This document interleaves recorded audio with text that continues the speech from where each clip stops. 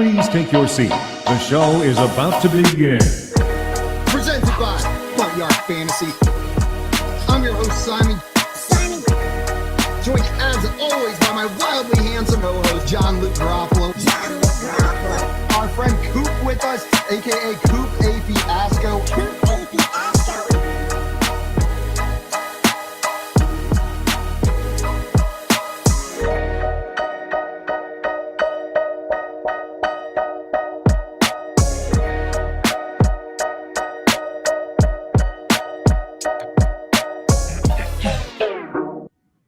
What's up, everyone? Welcome into the Front Yard Fantasy Morning Show here on Better Sports Network. I'm your host, Simon, joined as always by my co-hosts, John Luke Garofalo and Andrew Cooper. What's up, boys? What up? What's up, dude? You guys doing all right this morning? Have a good weekend? Fantastic weekend. Cincinnati was lit, bro. Sick. What's the highlight of Cincinnati, JL? Someone's going to Cincinnati for 24 hours.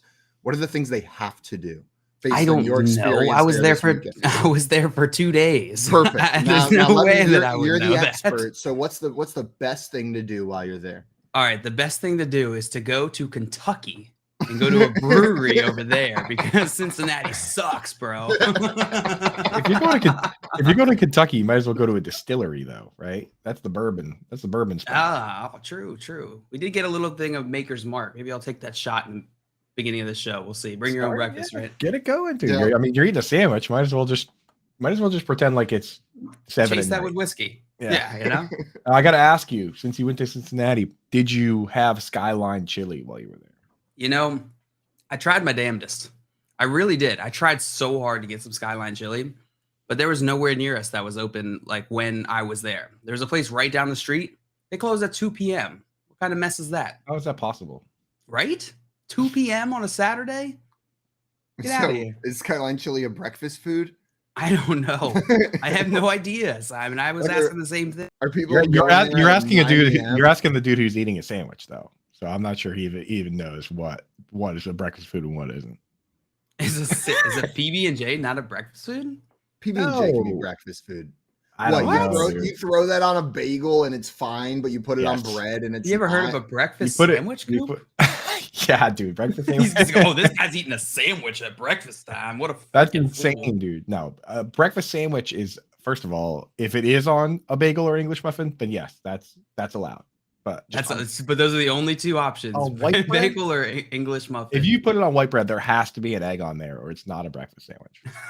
I don't eat eggs, so it's problematic. Tommy said usually has eggs in it, not jelly. So you eat peanut butter and eggs for breakfast? That's disgusting. Me and Tommy, yeah, you gotta have PB and eggs, dude. Tommy just puts like a full tomato on his PB and eggs. Stay in the middle, just breaking through the bread. Tommy was just texting me pictures, but he was just sending me tomato emojis yesterday. Nothing else. Because the Raiders won. And the Broncos lost again. And the Broncos lost, yeah. 10-9. It's slipping away. The Raiders now 5-7. The Broncos are 3-9. Oh, so, I can't wait to see that juicy mess all over you. I've been thinking a lot about it, dude. Can I please can I at least use salt and pepper? I'm not asking for much. I'm not asking. Yeah, that's totally reasonable in my mind. Tommy says no way. Dude, why is that? For those of you who do not know what they're talking about, Coop and Tommy have a bet going. Raiders versus Broncos straight up. Who has more wins? Loser has to eat a whole ass tomato. The whole thing. Like an apple. Oh, you're gonna find out. I'm not gonna I'm not gonna slice it and cheat that way. Like just like a little sprinkle of salt every now and again. I mean, Simon, you are the official judge of this. What do you rule?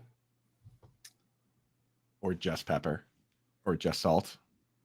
Neither. You just got to eat the tomato dude, like an apple. Oh, brutal! I'm gonna be sneaking. The bet wasn't a tomato with salt. The bet was a tomato.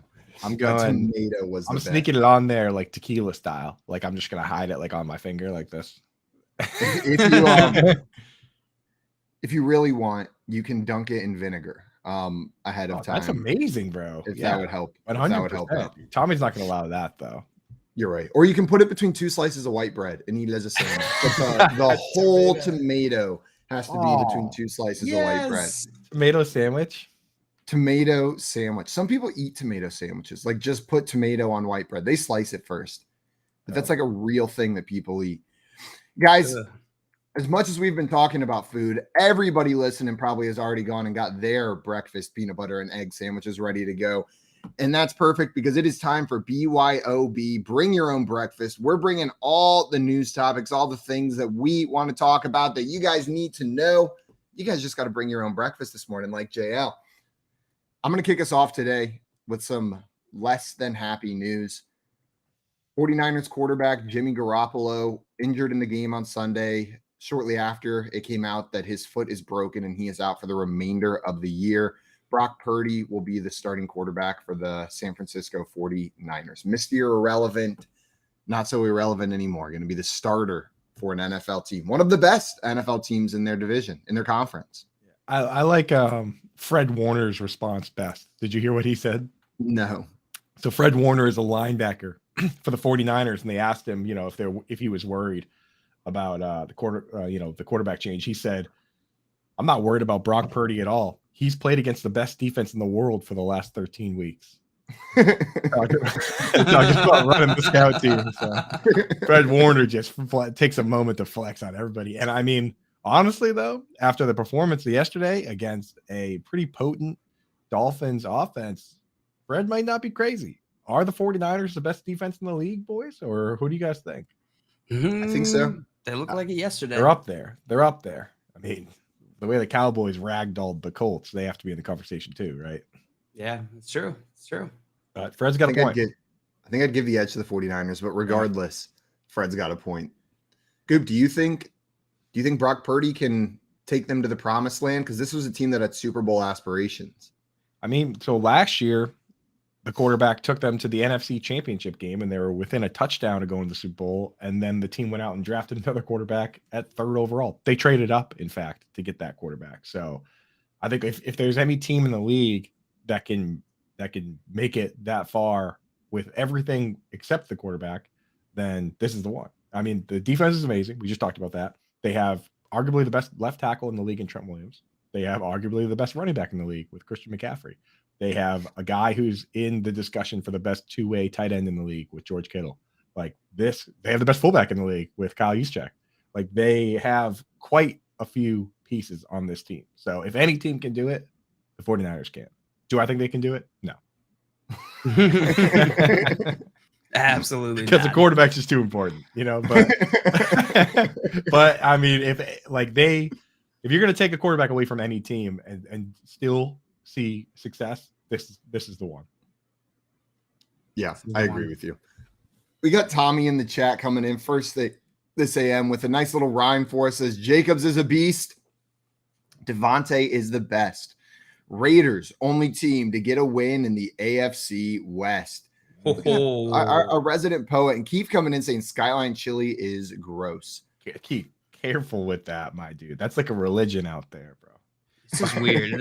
The opinions on it are polarizing. People either love it or they think it's absolute garbage. And I need to just try it myself so I can make my own opinion. My buddy went to Xavier and he said that during college he went to a Bengals game and they did this thing where I don't know how they did it, but either somebody at the top of the stadium or somebody flying over the stadium, they dropped all these things they were like little parachutes that had tickets for a free Skyline chili. And he said there were legit fist fights in the stands trying to get these chilies, things for a $3 chili. People were legit climbing on each other. Yeah. So be careful disparaging that chili on this show, Keith. You're gonna get us canceled in part of this great nation. See, Albert in the chat said, "Good morning, everyone. Good morning to Albert. Spooky season. Good morning, fellas. Morning." Okay. And Maria in here saying morning as well. I love the mornings. Gang's here, dude. We got the squad. See Jolly Rancher sneaking in there. What up, Mom? Ouch. Good morning. Bright and early. What a crew. Craig said, with all the injuries this week, is today the FYF Morning Show? MOURNING. It's pretty... I guess it doesn't really come across when I just say it normally. I can't pull the comment up on the screen, so. But you get it. You guys out there. You get it. Yeah, pretty rough. I mean, and it's the kind of injuries that are difficult for waivers because we don't know some people are definitively out, but we don't know how long certain guys are going to be out. Aaron Jones, Kenneth Walker, Lamar Jackson. Yeah. So hopefully we get a little information on that before waivers tomorrow, so we can make our decisions easier. A lot of people got tricked by that this past week, right? Dropping a bunch of fab on Jaylen Warren or, Benny Snell. And then Najee's like, I'm fine. I'm good. In fact, I'm great. He played really well this week. So that can happen. I want to talk about, I wanted to bring up a quote I saw. JJ Watt saying something that I've definitely thought, and I feel like a lot of people have thought this before. He said, QB sneak is the single most difficult play to stop for 1 yard or less, without a doubt, especially when you add pushers from behind into the equation. We'll never understand taking the ball 5 yards away from the line of scrimmage to try and gain 1 yard at any level.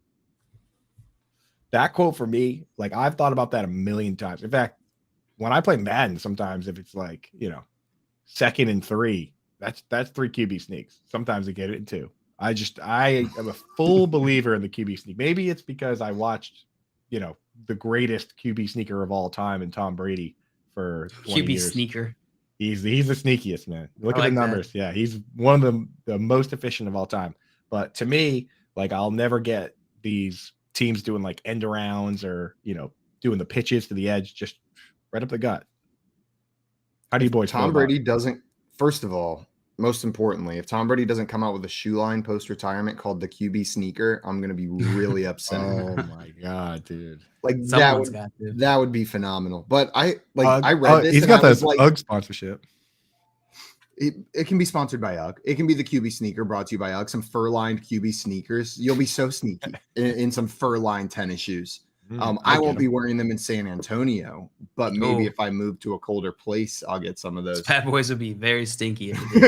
No, but this was like validating in a weird way to read, because Coop, you're right. Like, you watch this and you're like, why the hell are you QB sneaking? And then you think, like, surely they know something we don't, right? Like, surely there's a reason why they don't do this every time it's 3rd and 1, 4th and 1. And then reading this, you're like, maybe not. Maybe they should do it every single time. And I'm not crazy for thinking that they're crazy for not doing it. Yeah. There was a validation in reading JJ Watt saying that out loud. And by out loud, I mean typing it on Twitter. Who was the team yesterday that tried the end around that got stuffed at the goal line? I'm trying to think about it. I'm trying to figure who it was, but it was it the Jets? Brutal. I think it might have been the Jets. Yeah. I'm remembering the play, but I'm having trouble putting the jerseys on it. Might have been Braxton Berrios. They just set Braxton Berrios up for failure yesterday on multiple occasions. Yeah. So producer keeps saying, yes, it was the Jets. So that's a good game for him. He got stuffed. Yeah. Braxton got stuffed on a 4th and 1 to turn the ball over at the goal line. And then at the very end of the game, he dropped that slant pass to lose the game. Rough day. Listen, I went to his Braxton. I went to his bar in Kentucky this weekend, and it was fantastic. So at least he has that going for him. Braxton Berrios? Braxton Berrios. Braxton Bruin. Go on. Is it really his? How is it? No, I don't think so. It's just the same name. Oh, well, it's probably his. I'm pretty sure you can walk in anyway. How many Braxtons do you know? I know at least 2. Braxton Miller? 3. Hey, who's the other Braxton you know? His friend Braxton from my high school. Yeah, see, I knew it. I knew it was just going to be a random guy you knew. That's cheating. There's also a Braxton Jones on the Bears. So there's tons of guys. There's probably more dudes named Braxton in the NFL than Andrew. Jill, do you remember the Braxton Miller, Taj Boyd, Clemson, Ohio State Orange Bowl? The one year where the final score was like 50-45. Like the whole game, no one didn't score at any point in that game. They just kept scoring. Well, we were there? Yeah. And then at the very end of the game, like less than a minute left, Taj Boyd throws an interception and they get the ball back. And then Braxton Berrios just immediately, he had been sacked like 30 times that game. They put this tiniest bit of pressure on him and it looked like a panic, and he threw an interception and then Clemson won. Classic. It was back-to-back picks to win the game. And then he never played quarterback again. He tried to become a receiver in the NFL and it didn't work out. Sorry, Braxton Miller. I vaguely Miller. do remember that. Sorry, Braxton Miller. Maria said, whose name is Andrew? Yeah, Andrew. How many Andrews do you know? 2? Wait. None of them go by Andrew. All the Andrews, names. Yeah, they're all ashamed of their Andrewness. Even me. I go by Coop. Even you? Got Andy Dalton. I imagine his name is Andrew, but it'd be weird. I guess Andrew Luck carried the flag for Andrews everywhere. Yeah, and look how that turned out. Jay Should have been more like Drew Bledsoe. Jail's hot take for today. If he would have gone by Andy Luck, he'd still be in the league. Yeah, 100%. Do you think he'd be more of an Andy Luck or a Drew Luck? Oh, I think he's a Drew. Yeah, Yeah, he's 100% a Drew. Look at his guy. face. Look at that face. Sans Drew Lock. Yeah. Okay, we could have got confusing there. He's a Drew. Yeah. I was shocked the other day when I was putting together some trivia for one of our shows, and I was looking at the passing touchdowns leader from 2018, Patrick Mahomes with 50, right? I was like, okay, he was the leader. Number 2 in 2018, which was only 4 years ago, was Andrew Luck with 39. Like, in my mind, that was 6-7 years ago, but he was not only in the league, but was one of the best quarterbacks in the league as recently as 2018. Doesn't that feel like longer ago? It does. It does feel like a long time ago. Yeah, I was right at the beginning of Frank Reich's reign in Indianapolis, right? Andrew Luck's kind of the man, dude. Like, just imagine being that dude that's just like, all right, I made millions of dollars, and now I'm just gonna retire with my health and just like read and stuff. You know? Not get hit in the head. That's the move. Like he that is 100% the move. He was like, you know what? I'm out. I'm good. Made a lot of money. Smart, dude. Smart. I just to any NFL players that might see this, I discourage doing that. We want you Especially the ones that I have on my dynasty team. Continue playing football. Right, yeah. So there was another injury yesterday that we got to talk about. Kenneth Walker left the game with an injury. I don't know if we've seen any updates on that, but DJ Dallas stepped in instead of Kenneth Walker whenever Kenneth Walker went down. So I guess the question is, does DJ Dallas have fantasy relevancy if Kenneth Walker is going to miss any sort of extended time? Yes. I mean, they also have Tony Jones Jr., who made a little noise when he was on the Saints. We kind of were thinking about him really hard in Dynasty, not really ever using him in fantasy football, but maybe he will mix in a little bit. But I like DJ Dallas, man. I've seen him make some plays. I've seen him catch some passes. So DJ. Yeah, Seattle is a run-heavy team. So whoever's the main guy on that team is going to have value. And if this year's amount of time, DJ Dallas becomes valuable. Yeah. Yeah, you're going to have to start him. Are you guys expecting Kenneth Walker to miss extended time? He was questionable to return for a while, then was deemed not able to return. But he was walking. He walked himself on the sideline. It's impossible to predict at this point. We have to be able to see what the what information comes out, this week about his injury, because at this point we just don't have enough information. Right. Albert out here saying Travis Homer as well. Any interest in Travis Homer? Are you sticking with DJ Dallas and Tony Jones Jr.? DJ Travis Homer. He's had some big plays. I know he returned a kick last year, I think it was, or he took like a little screen pass, like 60 yards, but I don't know. He's hurt too, right? Or is he coming back? Yeah, he was hurt too, but he came back into the game, if I remember correctly. But he got injured in that game as well. It wasn't a great week for injuries. Did you guys see the Kenneth Walker, Geno Smith fight on the sideline? No, I did not. They're just like going at it on the sideline. I don't know if this is before Walker got hurt, but they're just sitting there yelling at each other. I can't even imagine Geno Smith yelling at somebody. He's just so nice. He's too nice. So they're like pointing at each other and yelling. I wonder what they were yelling about. I got it right here. I'm looking at it. They weren't standing particularly close either, so everyone could hear what they were saying. Yeah, there's no people in between them. Yeah, I'm watching the video. They're yelling at each other from like 5 feet away. Is that why they were yelling? Because it was really loud and they were 5 feet away, or were they actually angry? Hey, you did a good job. It does get loud. I'm proud of you. I could see Geno Smith's face here, and they are definitely angry. He is not happy. No question. I don't know what they're saying, but you can tell that these fellows are angry. I just posted the link in the FYF chat if you want to see what we're talking about here. Yeah. I'll keep posting BSN chat. Speaking of dudes that have been angry at each other, like I've been enjoying this Justin Reed talking trash saga, and the last quote that I saw was Joe Burrow being like, I would have cared a lot more if he knew what he was talking about, which is hilarious, but did you see the game Samaje Perine with the stiff arm on Justin Reed? Oh, just put him in the ground, put him bro. In the ground, dude. Straight up in the ground. That was so hot. That was especially if they're talking trash all week, dude. That is exactly what Bengals fans needed. That's what you get, dude. I love trash talk, and I love seeing that happen too. If you were watching that game, Jamar Chase and Reed were going at it at various points earlier on. I think Jamar Chase drew a flag for taunting. They were chirping off the whole game, and then Samaje Perine put him in the ground. Yeah, love that, dude. Yes, that's bros being bros, though, right? Jamar Chase getting a taunting penalty on Tee Higgins' touchdown. On Tee Higgins' touchdown, yeah, that's the same thing. That's just boys being boys, dude. That's bro stuff. I feel like Samaje Perine, I don't know why, I get the best vibes from him as a dude.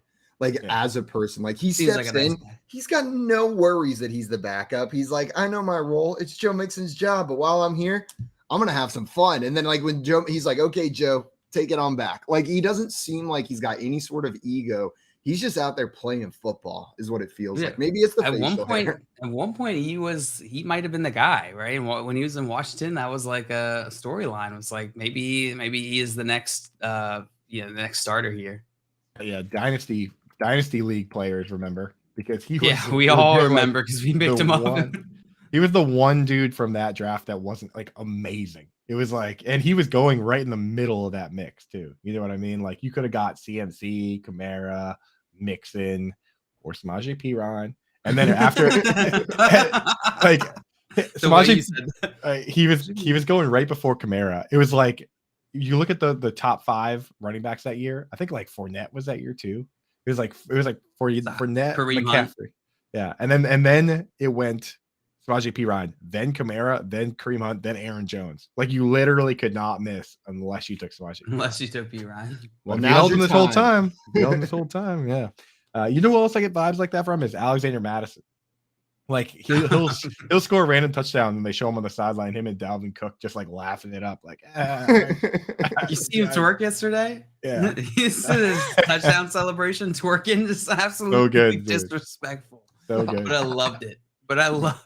It made an injury, got down on the ground, and then started twerking. That's just too funny. Tell the truth, because I'm about to tell the truth. Did you try it immediately to see if you could do it? No, I wish I did. I was in the airport. Oh well, then I'm going to tell the truth. Yeah, me neither. Also did not do that. And how did it look? Well, how did it feel? I didn't try, but had I tried, I would be pretty confident that even without a mirror, I couldn't do it. That it was not nearly as smooth as Alexander Madison's. I need some lessons. Someone's gonna. I love how you can't use a prop; you get fined, but you can totally twerk in the end zone and be fine. Twerk it, baby! Just hump the ground, you're good. So he said that he actually got that from the women's. It was a women's soccer player that did the fake injury move into a dance, and he was like, "I knew I had to do something." So that's awesome. That's pretty awesome. I see Keith in the chat bringing up another player that got injured this week, and by Keith I mean Tommy. Tommy said, "Did you see that shot that Burks took and held onto the ball? New respect for that guy. He got like knocked out on that hit. The dude came in and." I don't think there was anything dirty about it. It wasn't intentional. It was just a hard hit trying to get him to drop the ball in the end zone. The shoulder hit first, but it was hard. Like he was truly knocked out. I have no idea. Was he actually knocked out? I mean, he was. Yeah, he was. Yeah, he looked like he was out. Yeah. I thought like it looked like he was just like breathing or like just like kind of like laying there, but I didn't know if he was fully knocked out or not. I don't know. It definitely could have been that way, but it looked like he was potentially knocked out, and the dude held on to the ball. Like that hit happened and he still scored the touchdown. Absurd. I'll tell you this, dude. Not every Philly fan is trash, but my God, have they had a number of incidents over the years? I think everyone knows, between throwing snowballs at Santa and throwing batteries at pretty much everybody like that, pouring mustard and ketchup on Cowboys fans and stuff, that the Eagles fans get a little crazy. And when they announced the penalty on a clear helmet to helmet on a guy that got injured on a touchdown, and the penalty itself is 15 yards on the extra point, which doesn't even matter. The fans booed so hard. And I'm like, please, can you just not one time, You know what I mean? Just be normal. Just be normal one time, dude. Like it was an obvious penalty and it didn't matter. Have like, some respect for the players. Yeah, the penalty literally could not have mattered less unless they went for 2, which they didn't. You know what I mean? Right. That penalty means nothing. Half the distance to the goal on an extra point, right? It wouldn't have changed the outcome of the play at all. So just shut up. Shut your mouth for 1 second, Philly. And me saying it's not a dirty hit is not me saying that it shouldn't have been a penalty. It was very clearly a penalty. I was talking more about intention there, right? Like the goal wasn't trying to kill the guy, but it didn't. But just the way the guy came down, and that's what happens sometimes. The guys are falling down, but it was helmet to helmet. I mean, that's the penalty, right? Like the dude who hit him probably would have said yes, that's penalty. But the Philly fans were like, no, dude, couldn't have been us. Like, yes, it was you guys. We are immaculate. Yeah, dude. Just sometimes they drive me nuts. The Philly fans, dude. Though it was hilarious when they threw batteries at JD Drew because we didn't even really like JD Drew. I like how you said they throw snowballs at Santa and batteries at everyone. Pretty much. Because there's been multiple battery throwing incidents. Like, what? Come on. Are you kidding me? Are they new batteries or are they like, is everyone just emptying out their old battery drawer because you're told you shouldn't throw them away in the garbage, but no one really knows where to throw them away? So you just store all of your old batteries in one spot. No, what do you do with them? It's when you're so filled. It's when you're so filled with hate that you think to yourself, what is something that I could sneak in my pocket, but still throw really far and really hard? And then the entire city came together and was like batteries. On a slightly related note, how are you supposed to get rid of old clothes? What do you do with them? Where do they go? Goodwill or a local thrift organization. Find a thrift shop that supports local charities and local nonprofits. Ignore the Goodwills, the Salvation Armies, and donate your clothes to something that's going to have a direct impact in your community. Even if they're broken? Don't be disrespectful with what you donate. If you wouldn't wear it, like if it's if it's ripped. So what do you do if it's broken? You throw it in the garbage. Yeah, you throw it in the garbage. If you're really crafty. like a planet nightmare. Or if you're a Phillies fan, you bring them to like a Rangers game and like try and strangle it. Donate to there. Yeah, you bring it to the Meadowlands and try and strangle a Giants fan with them. Like that's what Philly Eagles fans would do with those. My mom in the chat said Philly fans the worst. Oh man, we're about to get the Philly mob in here. Philly fans, I don't hate you. Somehow worse than Boston fans. That's the one thing I like about Philly fans is they kind of serve as like a shield for our bad fans. It's like I know we're bad. I'm not trying to say we're not over here. Our shield like to the south. Boston fans are racist. I'm like, yeah, but Philly, they threw snowballs at Santa. Brutal. A player I wanted to talk about, guys, on a bit of a tear, and I've been a doubter. I've been saying maybe don't start him. Christian Watson scored 2 more touchdowns yesterday. That makes it 8 touchdowns over the last 4 games. Absolute absurdity, the consistency with which this guy is playing. Coop, is he an every week start now? You just play Christian Watson? He was an every week start for me when he scored a touchdown against the best corner tandem in the league in Darius Slay and James Bradbury. We talked about him on the show. Like I was like, this is the test. If he can score against these guys, he can score against anybody. So I was already there. I don't think there was only one start sit we got asked yesterday. Me and John and Pemba on the 9 a.m. fantasy alarm show on this very network that we said to start someone else over Christian Watson, and it was AJ Brown. Every other question we picked Christian Watson because he's awesome. Not much more you can say. What are you expecting for him? Like top 12 rest of season? Do you think he has that kind of upside? Touchdowns every day, bro. 2 touchdowns a day. Two a day, dude. Sometimes 2, sometimes 3. Sometimes 4. Maybe we'll get a 4 touchdowner in the fantasy championships. But never 4. Never 4. But maybe 5. Oh, maybe if 5. He gets the 4th one, you know the 5th one's coming. And Tommy here's saying crazy tight Gale Sayers and Eric Dickerson. Is that true for most touchdowns in a 4-game stretch? Are those guys good, Tommy? Are those guys any good? Are they good at football? I feel like I've heard those names before. They're all right. I think I'm finally gonna start him in my absolutely stacked dynasty team this week, and he's gonna just put up a dud. I know it. I can feel it. Don't do it. I can feel it, man. You're gonna ruin it for. You're gonna ruin it for everyone. I know. Ugh, all right. So I got to point this one out. there's a Redditor named Constant Madness that posted this. He goes, if the Broncos had just scored 18 points in regulation in every game this season, they would be 10-2. This is old news. They're currently 3-9. Did we talk How about many that already? points? 18. 18. So when It you just gets pull it worse up, every week. when you pull it up, there are 27 teams that are averaging more than 18 points a game. There's only 5 that are averaging less than that. And So there's all of them 27 teams that would have a winning record with the Broncos defense, like would be playoff contenders. easily, yeah. Like, yeah, I mean, yesterday they lost 9-10. The only team scoring less than that are the Steelers, 17.8 points per game, Rams, 16.8, Colts, 15.8. Even the Houston Texans are scoring 15.7 points per game, and then Denver is scoring 13.8. Not even in the realm where the Texans and Colts are living. 13.8. They're averaging less than 2 touchdowns a game. That's Like I real knew bad. it was bad, but that is absurd. That is absurdly bad. Brought it up yesterday, but I was looking through their record throughout the season, and they've hit the under on all but 3 games this season. All but 3. That is abysmal. I'm scrolling back through history just till I find a team that's scoring fewer points per game, and I'll let you guys know. Might take me till tomorrow to find somebody. Might be a minute. It's I understand, like watching this team, I understand why there was so much excitement for the Broncos in the offseason. Right? Like it makes a ton of sense. This defense is Super Bowl caliber. Like this is a great defense. They're doing their job.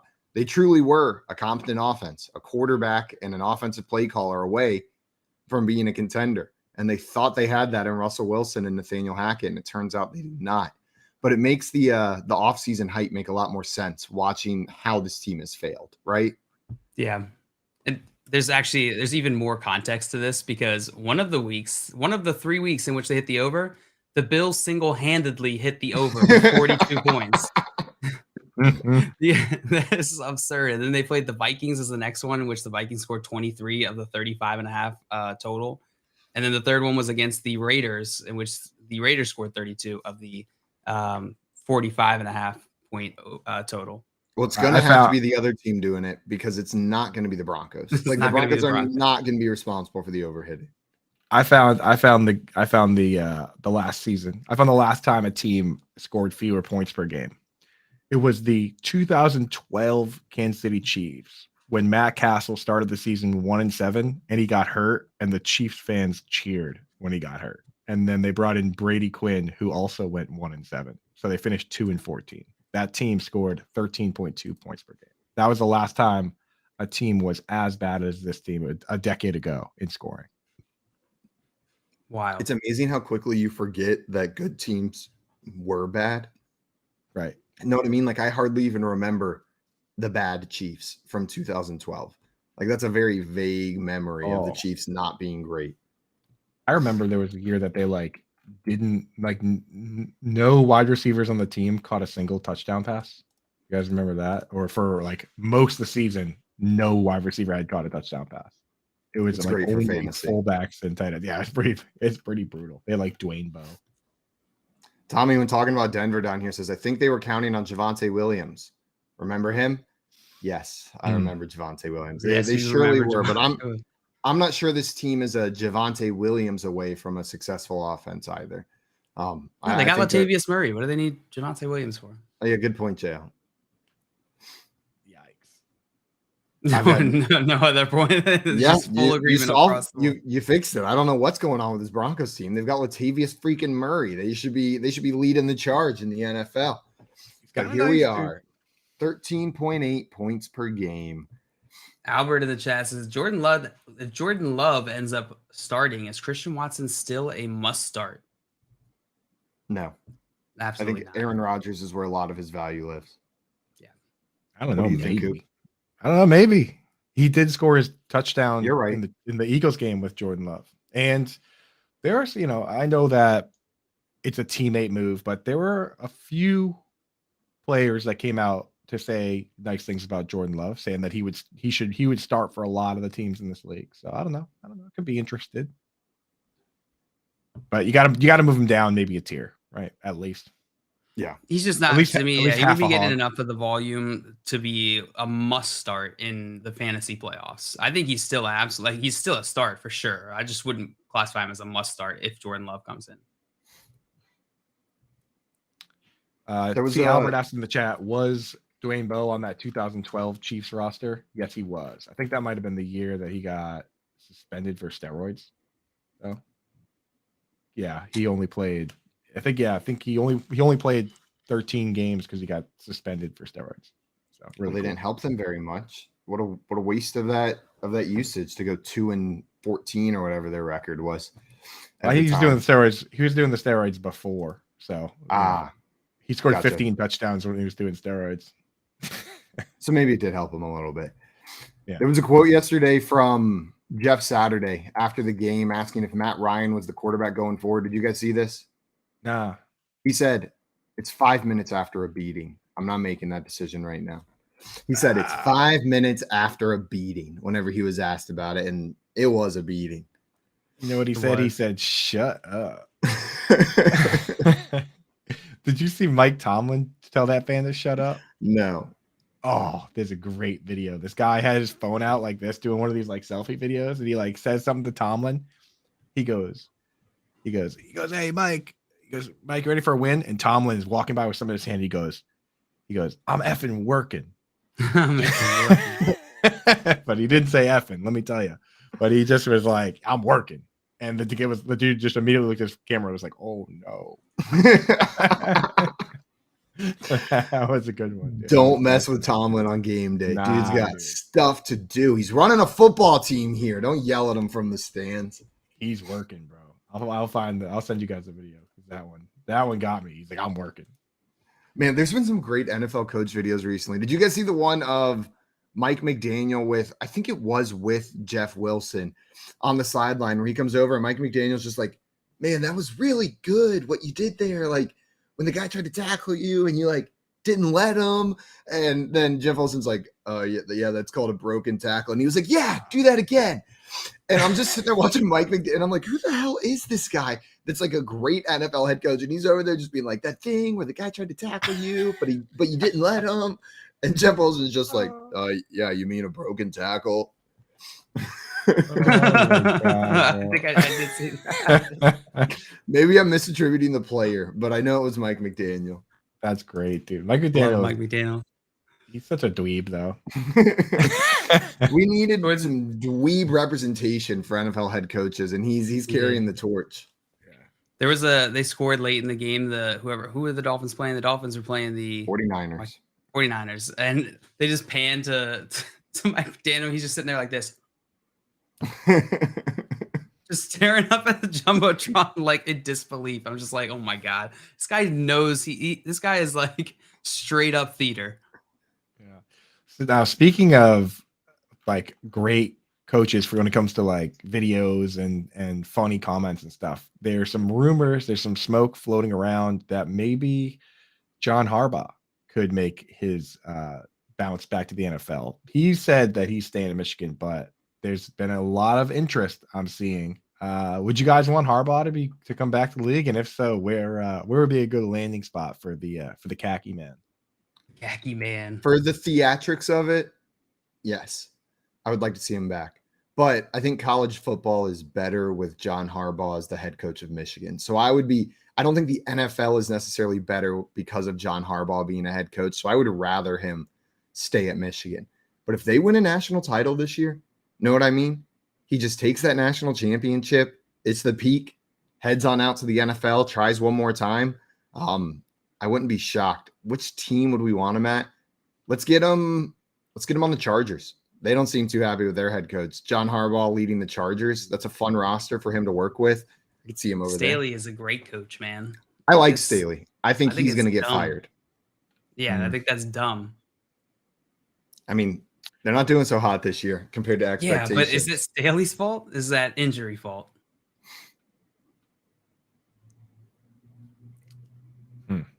Yeah, I mean, you really a good question. You look at the like yards per attempt for Justin Herbert, and it's one of the lowest in the leagues. Like, and if you don't have Keenan Allen and Mike Williams for most of the season, that's kind of what happens, right? Yeah. No, I definitely think injury plays some role here. But whenever a team consistently doesn't find the success with a roster that people think it's going to find that success with, eventually the coach is going to start taking the blame, right? Like whether we like Staley or not. I like Staley too. I like his analytics-driven coaching style. But if it's not working, it's not working, and they're going to move on. And that's where Mr. Khakis comes into play. And I said John Harbaugh, but I meant Jim Harbaugh, by the way. Just want to redact. And I just that. rolled exactly with what you meant, but I was picturing the right guy the whole time. Context clues. That's right, dude. And Albert said the Arizona Cardinals would be a good fit for Harbaugh down there if they get rid of Cliff. Put some Harbaugh in there with Kyler Murray. Do you think Harbaugh and Kyler Murray would work together? Absolutely Harbaugh's not. rather abrasive. No, I don't think so. I don't think that would work. Me neither. He's Panthers, ridiculous, bro. I think whoever the next head coach of the Panthers is just like a sacrificial lamb while they try to start rebuilding that roster. Like they'll be the coach They for have 2 or 3 years. quarterbacks. They got like 15 first-round quarterbacks in their team. Yeah, right it now. doesn't. Former first-round quarterbacks. He feels like a Panthers guy though. I don't know. I could see him with the Panthers. He's got that keep pounding mentality, dude. I remember him saying something like, he was like, I don't take vacations. I don't get sick. I don't observe major holidays. I'm a jackhammer. Yeah, I don't poop. Like that's Jim Harbaugh. It's such a hard. Just absorb it. Yeah, he's the worst, dude. The recruiting stories are the best, dude. Because like, especially when they ask recruits that didn't go to Michigan, like what they were like, what was the weirdest like recruiting story? And it's always Harbaugh. That like when one dude said that he came to his apartment where the kid like had his own apartment and like Harbaugh was wearing cleats and he like refused to take his cleats off and was walking around in this guy's kitchen with cleats on. And the dude was like, I decided in that moment there's no chance I go to probably almost certainly, right? Like what are you doing, dude? Crunching around on a dude's hardwood floor with cleats? You an idiot? Why are you wearing cleats to a recruiting trip? Just scratching. You just see like his entire floor scratched up after Harbaugh. He's just like $5,000 of damage. Yeah. Sometimes I see things from him and I'm like, it has to be part of the bit. Like it has to be part of the bit. Like I remember a tweet from him. I forget when it was, but he was out to dinner at Ruth's Chris Steakhouse, and on the table, everyone's got all their food. And then there's a wine glass full of milk sitting in front of Harbaugh on the table at Ruth's Chris. Like everyone else has like their beverages, and he's just next to his steak at a fancy steakhouse, just has an entire glass of what I can only assume is whole milk in front of him at that restaurant. Like you got to do that for the bit, right? You have to like, assume it's just raw milk. raw, unpasteurized milk. Warm. In the grocery store, it says for pet consumption only, not for human use, because that's the only way they can legally sell raw and pasteurized milk. That's disgusting. Milk at a steakhouse. That's the Harbaugh special. Guys, coming up, we've got some fast guy quick time, and we are going to be running through some playoff schedules for fantasy football players. See who's got the good schedules, who does not. We're going to be playing some fantasy feud a little bit later today as well.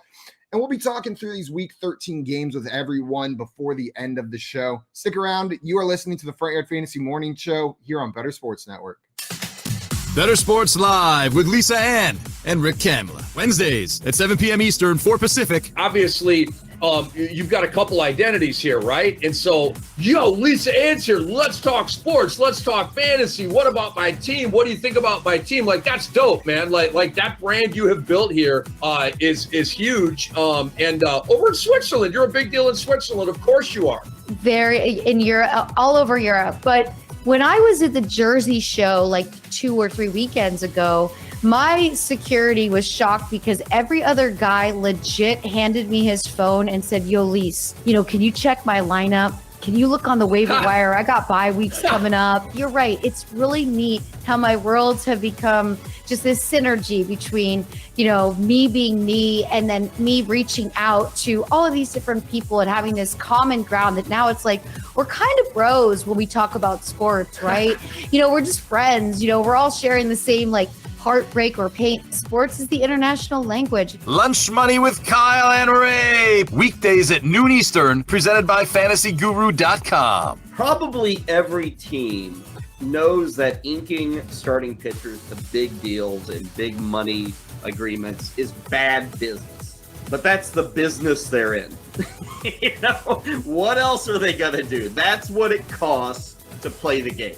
And all these pitchers realize it. I'd like to sit here and say, well, you should develop your own pitching. You should never pay these guys $25 million a year. But Ray, I don't think teams can do that. It's like the pitchers have a lot of power despite their weaknesses and despite their fragility. They still have so much control over the purse strings of these teams and these GMs and these owners. They don't care, Ray. They're seeing the same numbers we are. They know Jake DeGrom, if they sign him, you pray for 130 innings. Every team knows that, Ray. They may say something different, but they know what's going on. And Ray, it won't stop them. I mean, what do you think DeGrom gets in free agency this year? I think he'll get 4 or 5 years, and he'll get 35 a year each, right? Paying $20 million for Drew Smyly is stupid. Paying $200 million for DeGrom is idiotic, in my opinion. Jacob DeGrom has had 14 injuries the last 2 years. Like, every part of his body, it's just, and he's phenomenal. But you can't be locked in. If DeGrom makes 25 starts, 26 starts, if he throws 150 innings, you could win your division. You could win the World Series. I get it. But if he does the other thing, which is what he's done the last couple of years, your team is so hamstrung, unless you're one of like 2 or 3 teams, you can't spend your way out of that. However you're invested in sports, from betting to fantasy, collectibles, and more, join our community on Better Sports Network.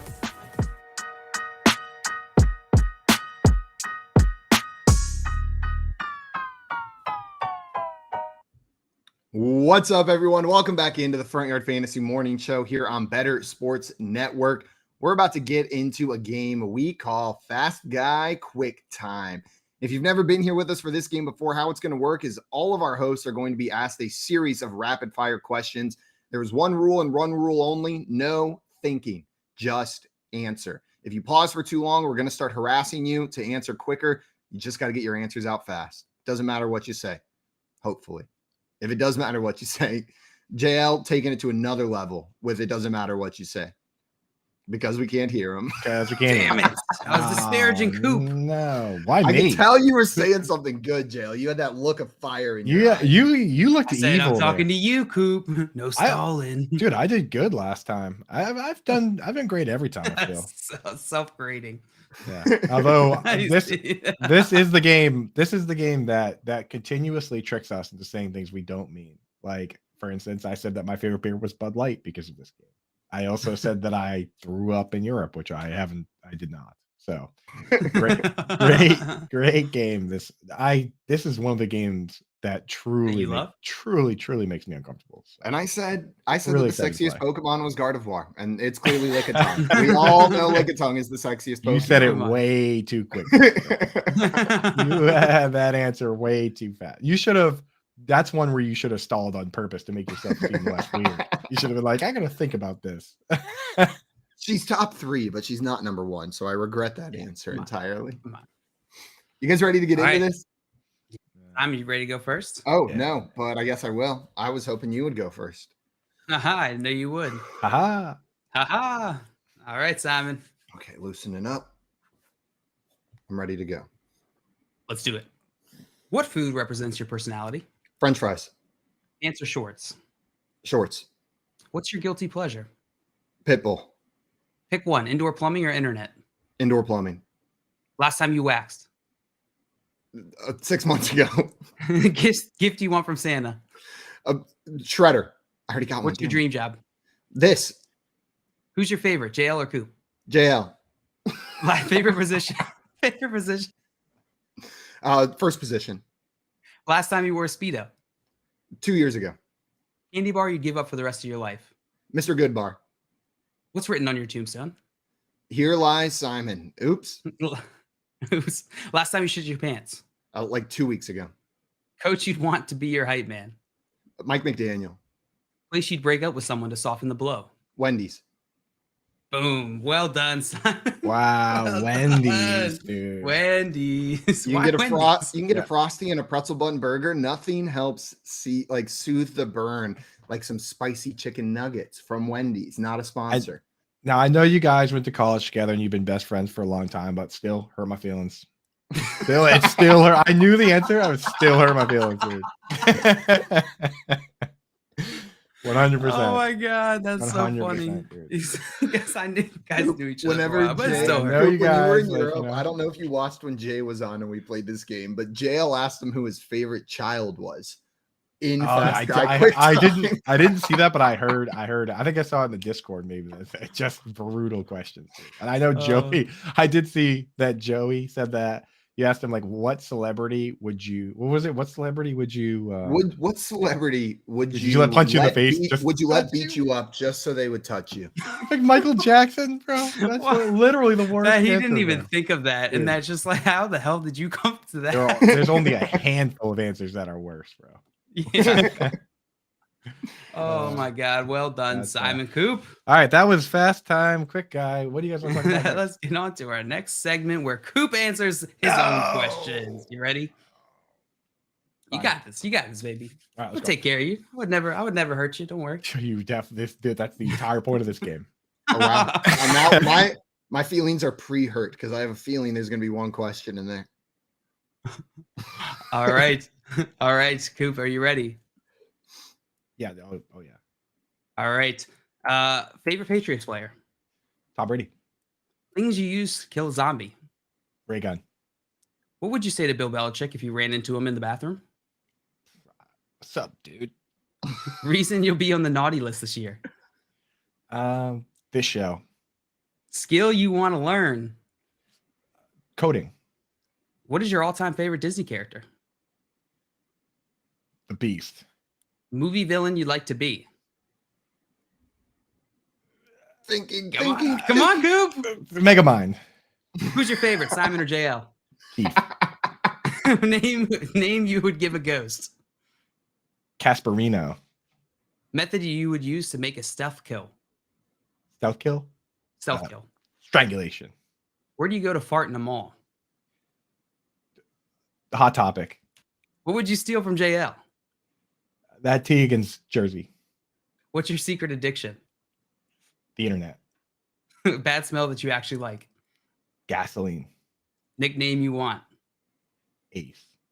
Ace. Well done, dude. I think gasoline would have been mine too. I don't think I like it anymore, but as Dude, a you know kid, what's crazy love is that the I smell of don't gasoline. like the smell of gasoline, but I've But you heard said- that other people like it. So, So you went with- I went with the popular answer. I'm trying to think of there definitely are some though. I think there's various like cheeses that people don't like the smell of, but I like that because I like those like the pungent cheeses. Like I think they taste good. So Like now, Limburger. yeah, like I You a like those. Limburger guy. Right? Yeah. So I don't know. Limburger. Yeah. That is such a stinky cheese. That is Ravens first round But draft pick. but like if you Tyler do like the cheese, then you get around to the point where you're like, okay, well, I know I like this, so now I like the smell. You know what I mean? But like, gasoline was right there. That game gets me Well every done. time, dude. I think Megamind. It's Why stuff would you to wanna be Bill Megamind? Belichick, and he just looked at you and looked away Stop, and kept dude. walking. Oh my god, yeah. He would hate that. He would I feel like he doesn't use public bathrooms for that exact reason. Like he always uses his own private bathroom. He's got like one of those little, like the little toilets you bring when you're potty training a kid.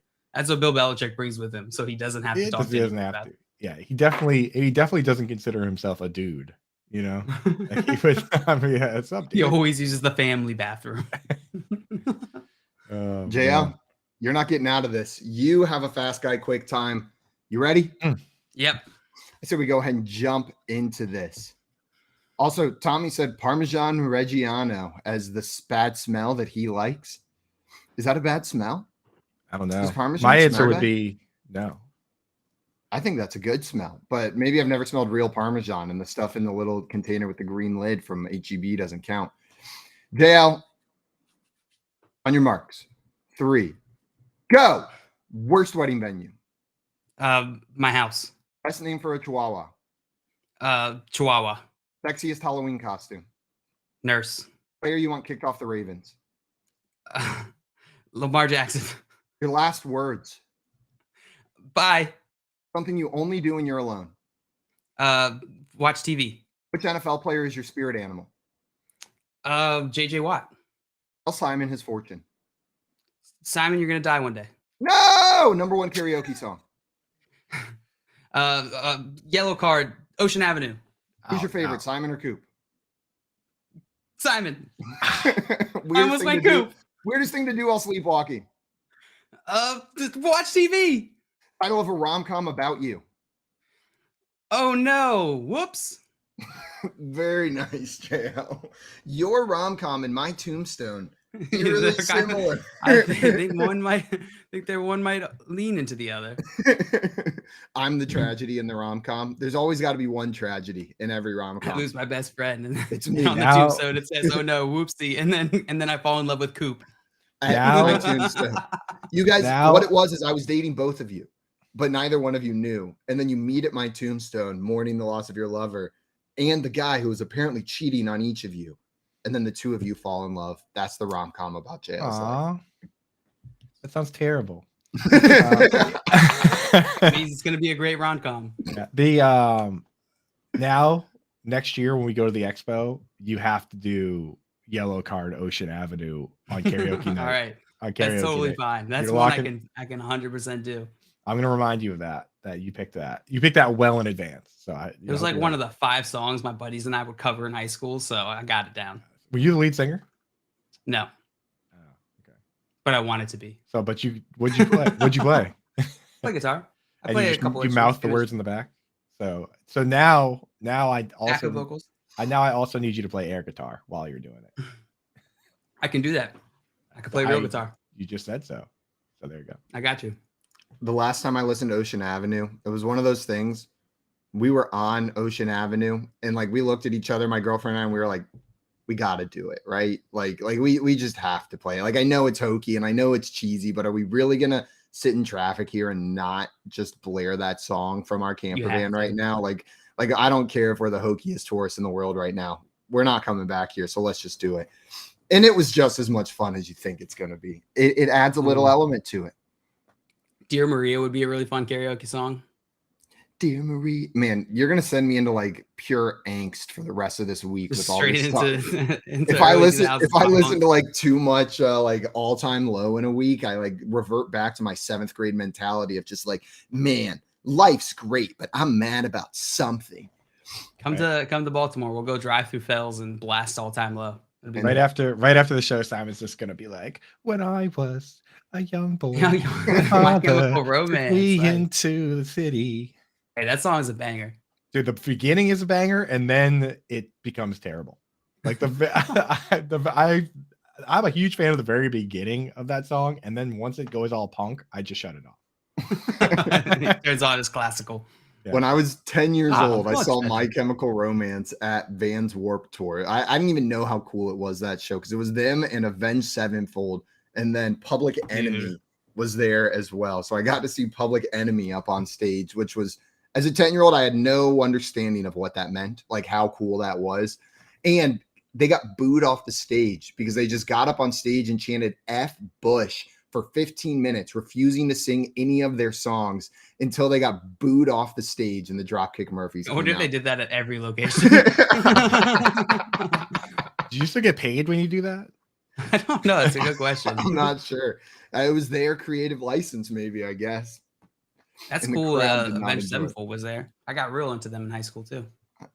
Yeah, me too. A little bit too into it. That's like kind of like a small venue for them. I don't probably know if too. 'Cause I- I don't know that they were playing Warped Tour much longer after that. No. What's a song by them that's good?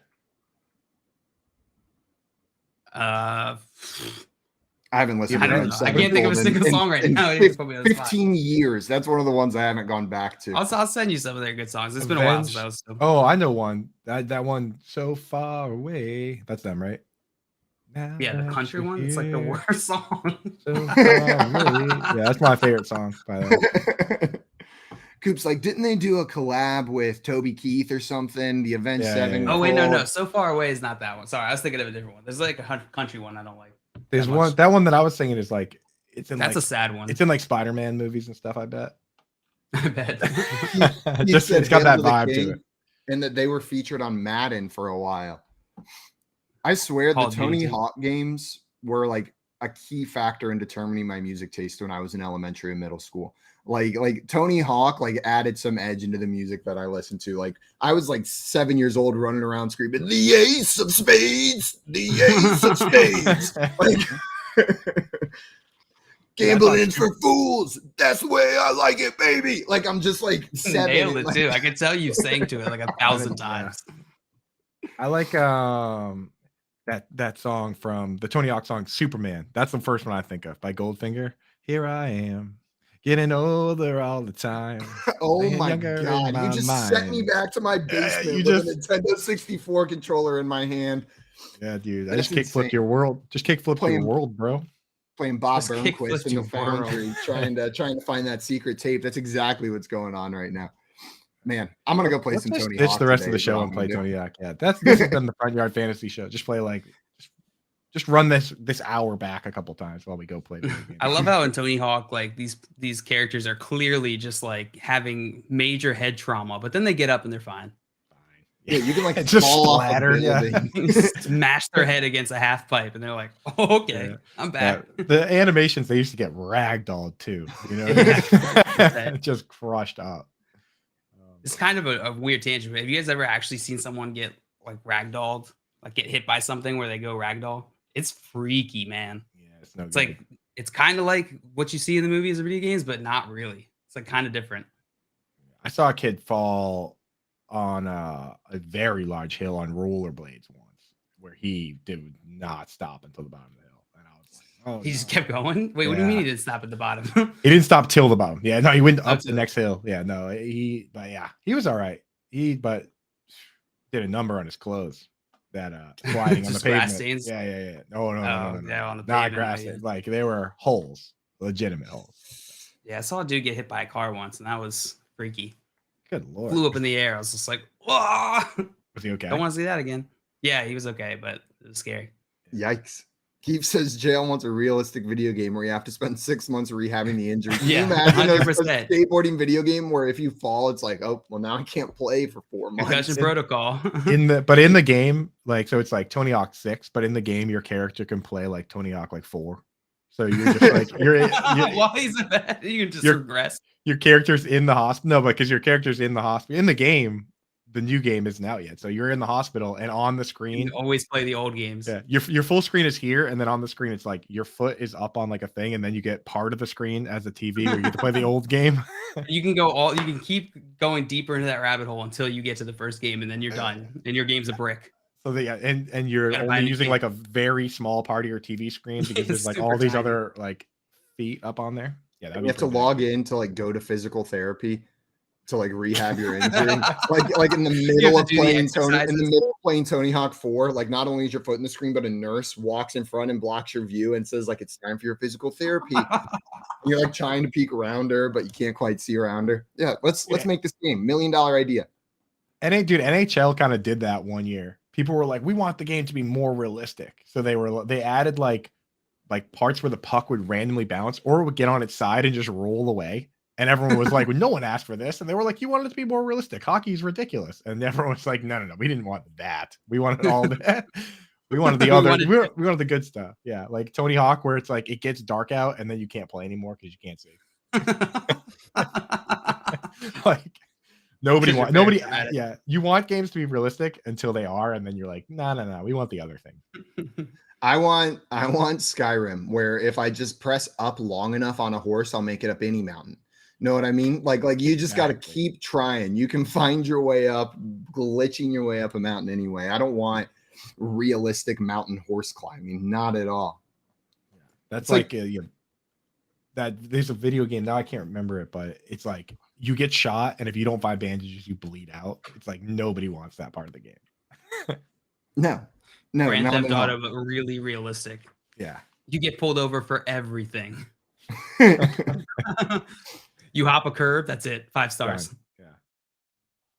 The new Pokemon game's been getting a lot of crap for like glitches and frame rate and all that stuff. And I'm just thinking like, man, I don't know if it's because I've been playing these since like the 4 pixels on a screen, no black light. Like you're just trying to like find the nearest lamp while you're in the backseat of the car to be able to see the screen, that I don't care like that the game has glitches, but like it's still way better than the games that I used to play on my Game Boy Color from like a graphics and all of that perspective. It's just sometimes you glitch a little bit. Who cares? I'm over it. I mean, I used to play some of those games. Like some of those early Zelda games, like you misplace a key and then you just like it's over. Like you have to start again. You know what I mean? Like so, like like those Super Nintendo games that were so ruthless, dude. Like I remember a Star Wars game where one of the Star Wars games, like the second one, the health stuff was inside of these boxes you had to blow up. But if you blow up the boxes, there was like shrapnel that would kill you. So once you had a certain level of health, you were already dead. Like you couldn't even get the health out of the boxes without dying. Those are the games I remember. So yeah, I could deal with a couple of glitches. Did you guys do your Spotify Wrapped last week? I did. Yeah. And it was very unsurprising who my top artist was. Yeah. Who were they? Mine was pretty unsurprising too. Jail, who was your top artist? Let me guess. Was it Jay-Z? No, it was not Jay-Z. It's J. Cole. It was J. Cole. Damn it. Here was the thing that was surprising about it, though. It said I was in the top 0.01% of J. Cole's listeners. That's not I gotta be close to the top, right? Yeah. 0.01. That's 100. They're going to the 100th for that. I wonder, do they ever pop out and be like, "You listen"? No one listened to more J. Cole than you. Did they You ever? were number one. You might have been. You might have been. How many minutes of music did you listen to? 104,000, I think. That's a lot. But I also listen to music while I stream, and I stream every day for multiple hours. Which so to me, that's literally insane that you doing that, and also kind of disrespectful to us. So I'm just kidding. Mine was my top artist. You mentioned classical music. My second artist was a classical musician. I do listen to a lot of classical music. When I write, Beethoven. It was Ludovico Einaudi. Banger, bro. Check them out, dude. Nightbook. It gets so lit. It's so lit, dude. When I write my articles, I listen to music that doesn't have words in it. So I listen to a lot of that stuff. But my number one artist is a literal Nazi now. So, oops. Oh. Yeah. Like if you go through my top 5, it's the most eclectic nonsense. It's Kanye West 1, Ludovico Einaudi 2, Ghost Main is 3, which is like, you know that one? Is this like insane? It's terrible actually. And then 4 was Pusha T, 5 was a comedian, Shane Gillis. So really weird. Great music. Really weird stuff there. Yeah. I want to hear yours. My number one was very similar to you guys. We listened to a lot of the same music. My number one most listened to artist was Carly Rae Jepsen. Classic. By far. I was in the top 0.5% of listeners of Carly Rae Jepsen. And I 100% expected that. But my number 2 was the Latvian entrant band to the Eurovision contest, City Zeni. And I truly only listened to one of their songs. You got into that song. I listened to that song so many times that they were my number 2 most listened to artist. It was my number 1 most listened to song individually. You sent that to me like 5 times. What's the song? It's called Eat Your Salad. And it's like this pop, like brass instrument and like hypersexual song about environmentalism. And it was a banger. Like you're going to listen to it. It's going to get stuck in your head, but it's called Eat Your Salad by City Zeni. That's actually happened to me. That exact thing. I love one of those. I've eaten my salad. Yeah. That's it. So a Eurovision song snuck its way into your Spotify. Oh, dude. One of my favorites, man. It was like way up on my list of the last year. And this year it's still like on my playlist. It's a song. I don't know how to say the name of the band because they're from Iceland. It's like Deo Fryer, but the song's called Think About Things. Think About Things. And dude, so you guys would love the music video. You got to check out the music video to Think About Things by this Eurovision band, which I will send you the link to. We're going to do it. Yeah. Oh my God. Let's just take a break and just watch the song. Just everybody go listen to your favorite song and we'll come back. Guys, coming up, we are going to have a new segment we called Playoff Play On. And today we are going to talk about players with good and bad playoff schedules. We're going to be playing some Fantasy Feud a bit later today as well, then running through the Week 13 games. You're listening to the Front Yard Fantasy Morning Show here on Better Sports Network. Front Yard Fantasy, weekday mornings at 7 Eastern. Yeah, sorry, I'm just banning the porn bots real quick. Whenever the porn bots, I will say, dude, whenever the porn bots show up, it means we're doing something good. It means that we're showing up. So, you know, they wouldn't find us if we weren't, if the live stream wasn't good. So, you know what? We welcome you here Tinder-hot-.xyz-festival adult dating site. One of our biggest fans. I detach all of my self-worth to how many porn bots come into our show in the morning. If we don't get any porn bots, I go the rest of the day thinking like, what did I do wrong? Why didn't Tinder-xyz.com want to hang out with me this morning? Yeah. People ask, how was the show? I'm like, not that good. No porn bot showed up. Moose and Keith. Weekdays at 10 a.m. Eastern. Because I never asked you this. When Noah was growing up, when did Noah first where you got a sense that this is what my son wanted to do? I was really busy during his formative years. I didn't meet Noah until he was about 19. Nice. So, your wife did a good job. Yeah, you may want to talk to him. I would say about he started showing a legitimate interest.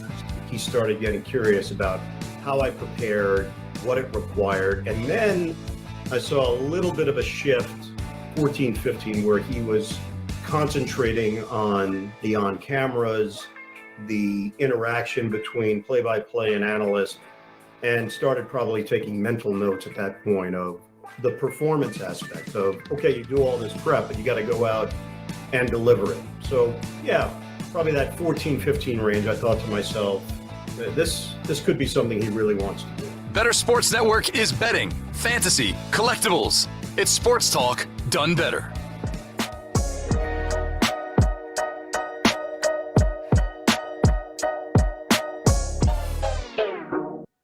What's up, everyone? Welcome back to the Front Yard Fantasy Morning Show here on Better Sports Network. We're about to get into our new segment called Play Off, Play On. This is all about getting you prepped and prepared and getting you through your fantasy football playoffs. It's getting to be that time. Week 13 has one more game. I know some playoffs are starting in week 14, most starting in week 15, but it's time to start talking about these playoff schedules, teams and players that have positive matchups. Because when you get away from those superstars, matchups matter a lot for your start-sit decisions come playoff time. So start prepping yourself a little bit early. Before we get into that, though, we've got Maria in here saying bye. So long, Maria. Hi, Have a Maria. good day at work. Enjoy your teaching. Before she left, she said she would pick me. You guys picked each other. I picked Keith. Maria picked me. So at least somebody's got my back out here. And Tommy's saying Daddy Fryer, video a must-watch. Oh, And then also so said, thanks, funny. Coop. I have my soundtrack for the day. I put your song on during the break. The first line of the song, not what I was expecting. Pleasant surprise, I would say. But I can see how that song can and will get stuck in my head. So I'll listen. I was singing it nonstop for like 3 months. Like it was the song of the summer for me. Was that song by City Zenny. I just immediately pictured you eating a salad, and when he's like, "Do you think about me when you eat your greens?" and you being like, Mm-hmm. I do. Oh, I do. Guys, I wanted to start with fantasy defenses, talking about team defenses, because that seems like the easiest one to take some action about, right?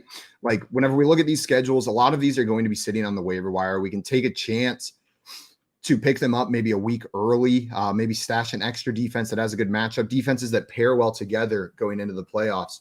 And there's one that immediately jumps out to me as a fantasy defense that looks pretty good. Their week 14 matchup is tough going up against the Buffalo Bills, but the New York Jets in weeks 15, 16, and 17 have the Detroit Lions, the Jacksonville Jaguars, and the Seattle Seahawks as their 3 opponents in weeks 15, 16, and 17. I'm feeling pretty good about that as long as you don't have to play them in week 14 against the Bills. Yeah. Now, I will say that is the best schedule for tight ends for sure, because those teams are terrible against the tight end. So it's interesting you pick them, though. I feel like the Lions and Seahawks can kind of hang points on teams. So I do worry about that a little bit. But the Jets defense is the real deal. They're good. Detroit can too. Oh, you said Lions. I said the Lions and Seahawks. Dang Yeah. it. The Jaguars. Dan Campbell's team can score some points as well. Yeah, we thought about Khalif Raymond's team. And the team from Detroit. Not bad. Well, who does Amon-Ra St. Brown play for? Some cat team, but they're good. Yeah. They could put points up. Okay. We mentioned speaking of the Beetlejuicing people, we mentioned the cat, we call it the cat matchup or the cat bowl. It was, Lions versus Jaguars, and immediately Scampers just appeared in the chat yesterday morning. He had not been in the chat the entire time, and just out of nowhere, he was just like, Here I am. Our favorite chat cat. Classic. It's like you don't Mr. talk Scanders, cats without me. undefeated. He is undefeated, dude. There are some chat legends, dude. Tommy, Toronto Dave, Scamps. Everyone is a chat legend. Albert. The chat as a whole creates a legendary chat. They are one, and together they create the chat. I love being part of the chat. Better than being on the show, to be honest. Honestly, the best part about missing a show, because it's not always fun, but is getting to hang out in the chat, getting to be part of the have chat. To be in there every time. I get mad if I'm not. It's so much fun. No, I don't want to do this meeting. I want to be in the chat. Chat's what's up. Chat's what's up. But the Jets stand out to me as a good defense. Coop, you mentioned they're a good tight end start as well. And it looks like for Mike White, he's got that matchup against the Bills. He's looked good in his 2 games, but after that, those teams aren't particularly good against the quarterback either. JL, do you think Mike White could be a fantasy playoff quarterback? Could be, yeah, absolutely. I'm trying to pull up his matchups here. Yeah, absolutely. Mike White, the Jets have such a good schedule for the QB. I think he's absolutely a good playoff pick. Yeah, it's maybe not against Buffalo though. Right, not against Buffalo, but then like we said, Detroit, Jacksonville, Seattle. So this could just be the Jets players are primed for the playoffs. Like we're feeling pretty good about Jets players going into the playoffs. Yeah, another defense that I think has a really, really juicy schedule coming up for the playoffs is the Kansas City Chiefs. Yeah. Kansas City Chiefs have Cincinnati week 13, which they just played. So you don't have to worry about that. And then you got Denver, Houston, Seattle, and then Denver again for the fantasy football championship. Chiefs seem like a solid locked in play defensive. And if you are in one of those leagues that plays in week 18, which obviously we discourage, they get the Raiders, which isn't a bad matchup either. Right. Right. Yeah. That's a good schedule. Texans, Seahawks, Broncos. You said that's Broncos twice. Broncos, Houston, Seattle, Broncos again. God, wow. You know what, boys? With that schedule, I'm going to pick up some Chiefs after this show. I'm going to put some waiver claims in for the Chiefs D. With that schedule, I feel like the Chiefs have a pretty good shot of making the real playoffs. Just a hunch. That's a great point. Just a hunch that the Chiefs might be able to make the playoffs. Another team that doesn't really have, they're not known as a great defense. They do have some individual great players, but they have a pretty good schedule for weeks 16 and 17 as the Los Angeles Chargers. So, they get the Dolphins and Titans next 2 games where you can't use them there, but they get the Colts and the Rams in the meat of the playoff schedule, right? So the Colts and Rams, and then they get the Broncos the last week if you go into week 18. So pretty solid for them too, as long as they can get through the Dolphins and Titans here. So not too bad there either. But I don't know. Can you trust the Chargers defense, JL, even in those matchups? Yeah, I think you can. The Chargers defense, despite all the injuries they've been dealing with, they've been solid. They have some solid pieces on that team. And like you said, the schedule coming up is pretty decent at 15, 16, 17, which is probably your playoffs. I think most fantasy playoffs are probably 3 weeks long. Amazing. Beautiful matchups. Yeah. So if you can get there, they got some players, Derwin James, Joey Bosa, Santi Samuel. Yeah. Yeah. I mean, the defense probably should be better when you look at the individual pieces, but it doesn't always work that way. Avoid that week 14 matchup. Maybe get a little Kansas City in there. Maybe get like a Dallas Cowboys, but then roll deep with the Chargers. I like that. So we got Scott Fish in the chat bringing up the Vikings, and Mike White should have had 4 picks. Yeah, Mike White was doing his best to try and distribute that football to the wrong team there, but they have a pretty decent schedule. They have Lions next, which that could be a shootout, but then they have the Colts, who we talked about earlier, have been one of the lowest scoring teams in the league, bottom 3.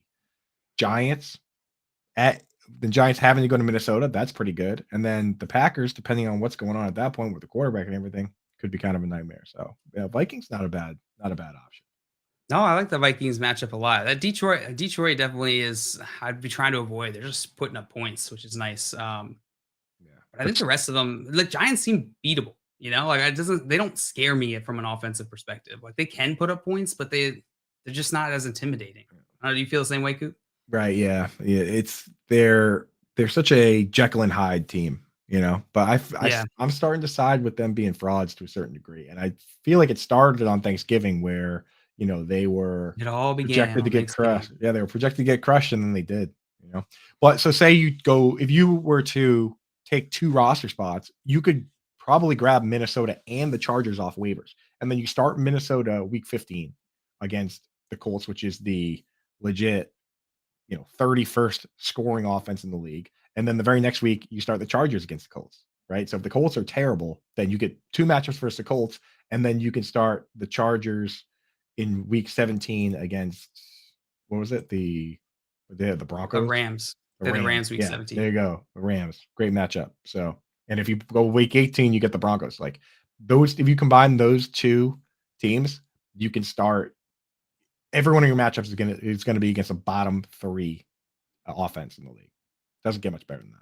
Scott, you alluded to Scott Fish's comment. He said Vikes dropped 2 others. Man, he said Mike White should have had 4 picks yesterday. Vikes dropped 2 others, but when he was on, he looked good. Has so many misses too. Pregame, he was overthrowing everybody. I think he'll get you stats on volume though. Yeah, for sure. He definitely did not look, like unstoppable. He's Mike White, right? He's gonna have those. I just love that, and maybe this is the Patriots fan in me watching Mac Jones like just try and throw it to the sideline every play and just be super conservative.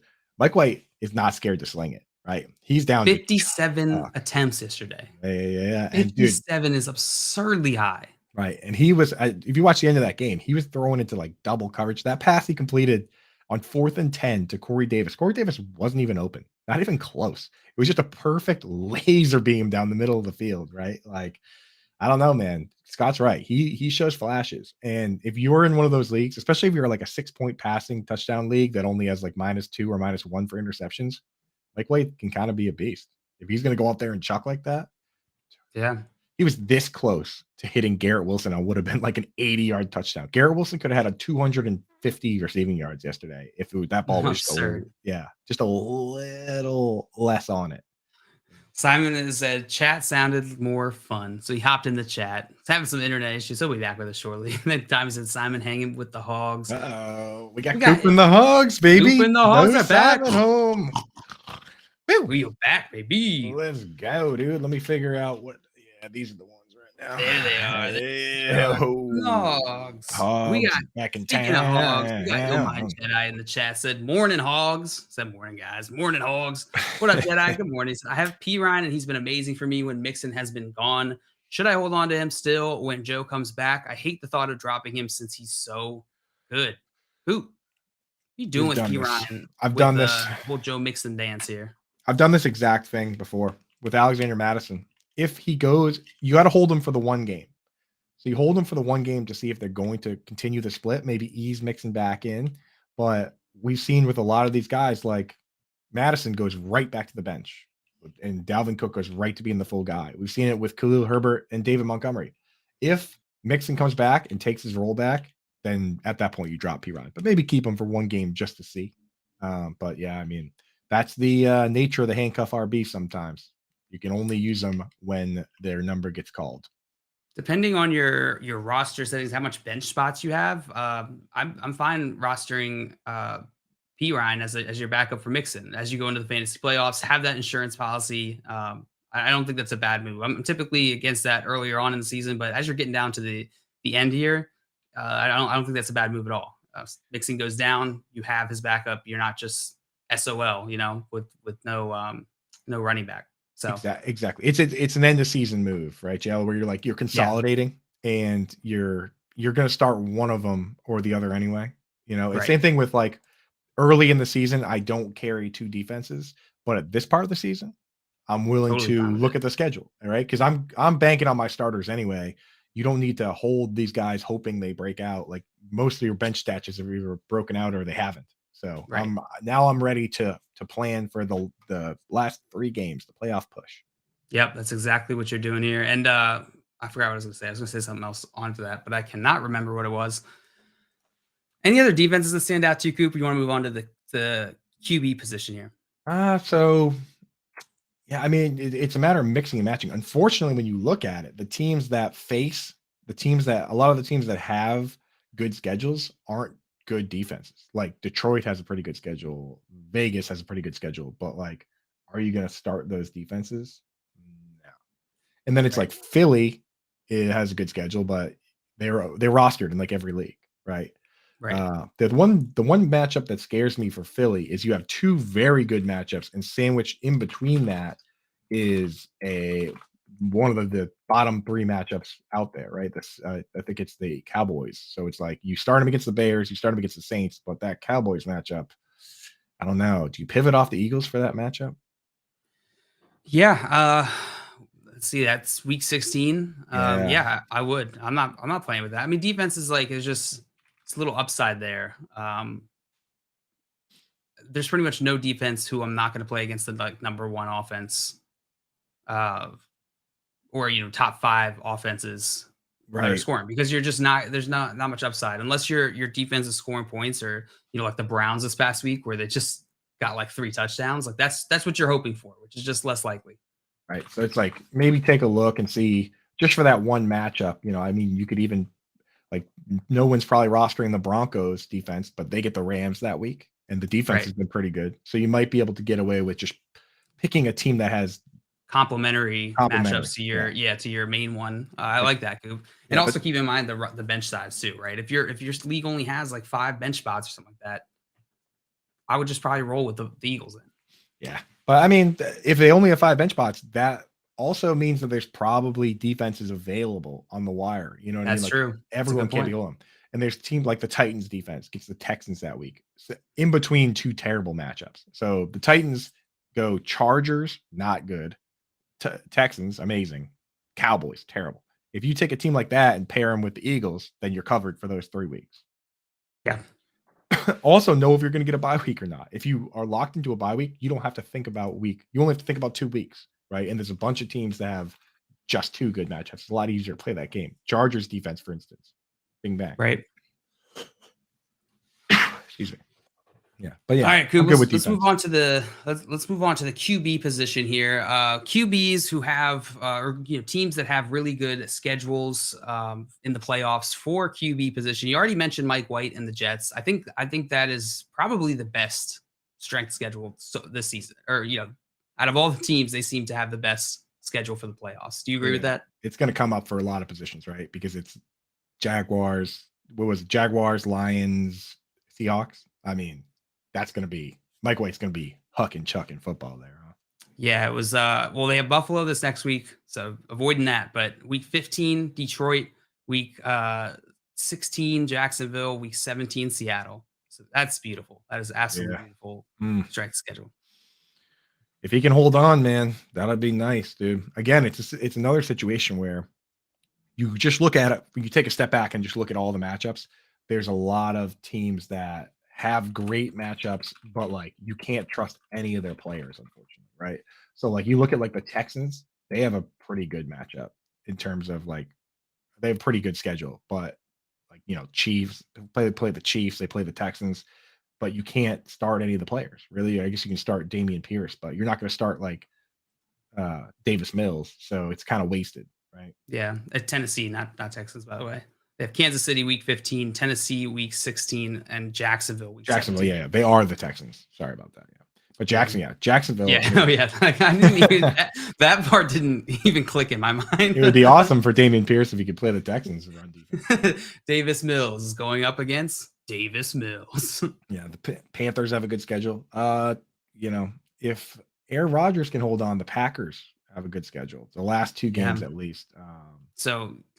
Week 13, they have Chicago. They have bye this week, and then week 15 they have the Rams. Week 16 Miami. Week 17 Minnesota, and then if you do play week 18 Detroit Lions. You're right, Coop. That is a beautiful schedule for QBs here. The Packers.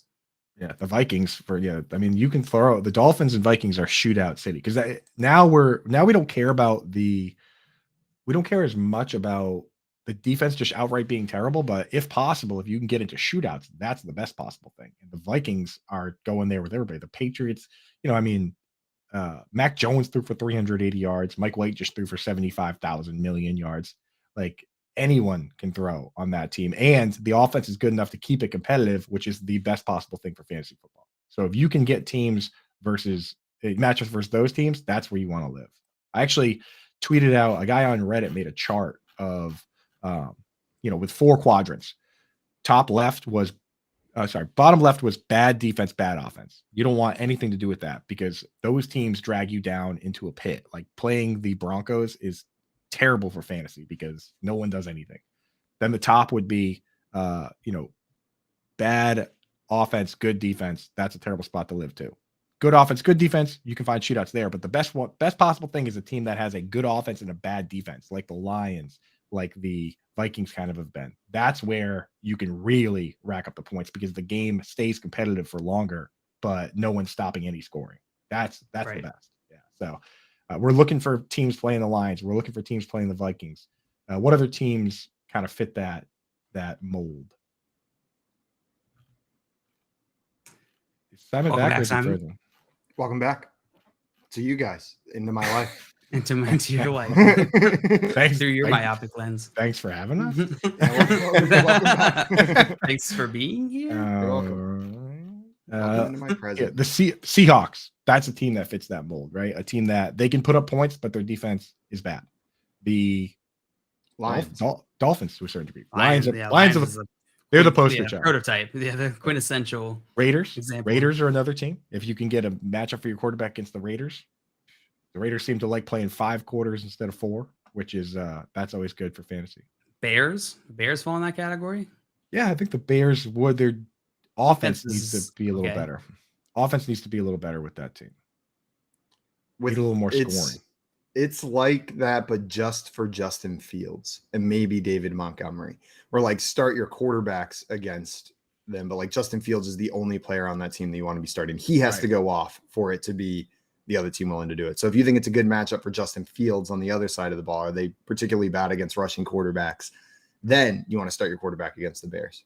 Right. The Chiefs and Bengals, those, I mean, their defenses are better than they used to be though. So, and then if the team is good enough to go toe to toe with teams like the Cowboys or, the Bills or the Eagles, then, it works out, but you have to have a good enough team. You have to have a good enough team to be able to overcome those defenses, Right. Man, I don't know if you guys have talked about it. It kind of sucks that a pretty good quarterback schedule for the next 3 weeks is being wasted on the Carolina Panthers. Have you guys talked about that already? Not yet. They've got the Seattle Seahawks in week 14, the Pittsburgh Steelers in week 15, and then the Detroit Lions in week 16, Tampa Bay in week 17. So that's rough. You would need someone else for your finals. But man, but you still can't start the Panthers quarterback, right? You can't pick up Sam Darnold or whoever the hell is going to end up starting the rest of the season and start them despite the good matchups. Yeah, that is very tough. I don't think you could. Unless we start to see some sustained production from one of them come out and shine. I'm not starting them in my fantasy. Be better options. Where like what we're talking about here is the strength of schedules for these positions. And so this is just one part of the equation. And the other aspect of it is, of course, talent and the offense as well. And so this is a situation where the QB position, I'm not confident in it, in the person playing it on the Carolina Panthers. So I'd be staying away, even though the schedule's nice. Exactly. You need both sides on this one. You need the actual offense to do it too. Yeah, I think another team that falls to that mold now is the San Francisco 49ers. Yeah. They have a beautiful schedule here. Tampa Bay, week 14, Seattle, week 15, Washington, week 16, and then the Raiders, week 17. And if they make it week 18, it's Arizona Cardinals. So that is a really nice schedule for the QB. But are you guys starting Brock Purdy in your fantasy football playoffs? No, I can't do it. I'm not strong enough. Even with CMC and Devo and Ayuk and Shanahan and everybody else? No. Stop asking. Did you guys hear the Scott Hansen yesterday on Red Zone? Just he couldn't help it. On Brock Purdy's first pass, he goes, "That's a Purdy pass," and then it just cuts to the next game. And I was like, you didn't want to say that, Scott. You didn't want to. You just couldn't help it. You gotta mix one of those in. He should have gone all in though and been like, "You got a Purdy mouth." All them teeth in there. Yeah, it felt like he was holding back, like he held back, and it made it even weirder because he just said "That's a Purdy pass" and then ignored it, pretended like he didn't even say it. Transition. You got to mix one of those in there, though. I mean, come on. But I'm pretty sure I'm not starting Brock Purdy in the fantasy football playoffs. That being said, pretty sure. Solid follow-up.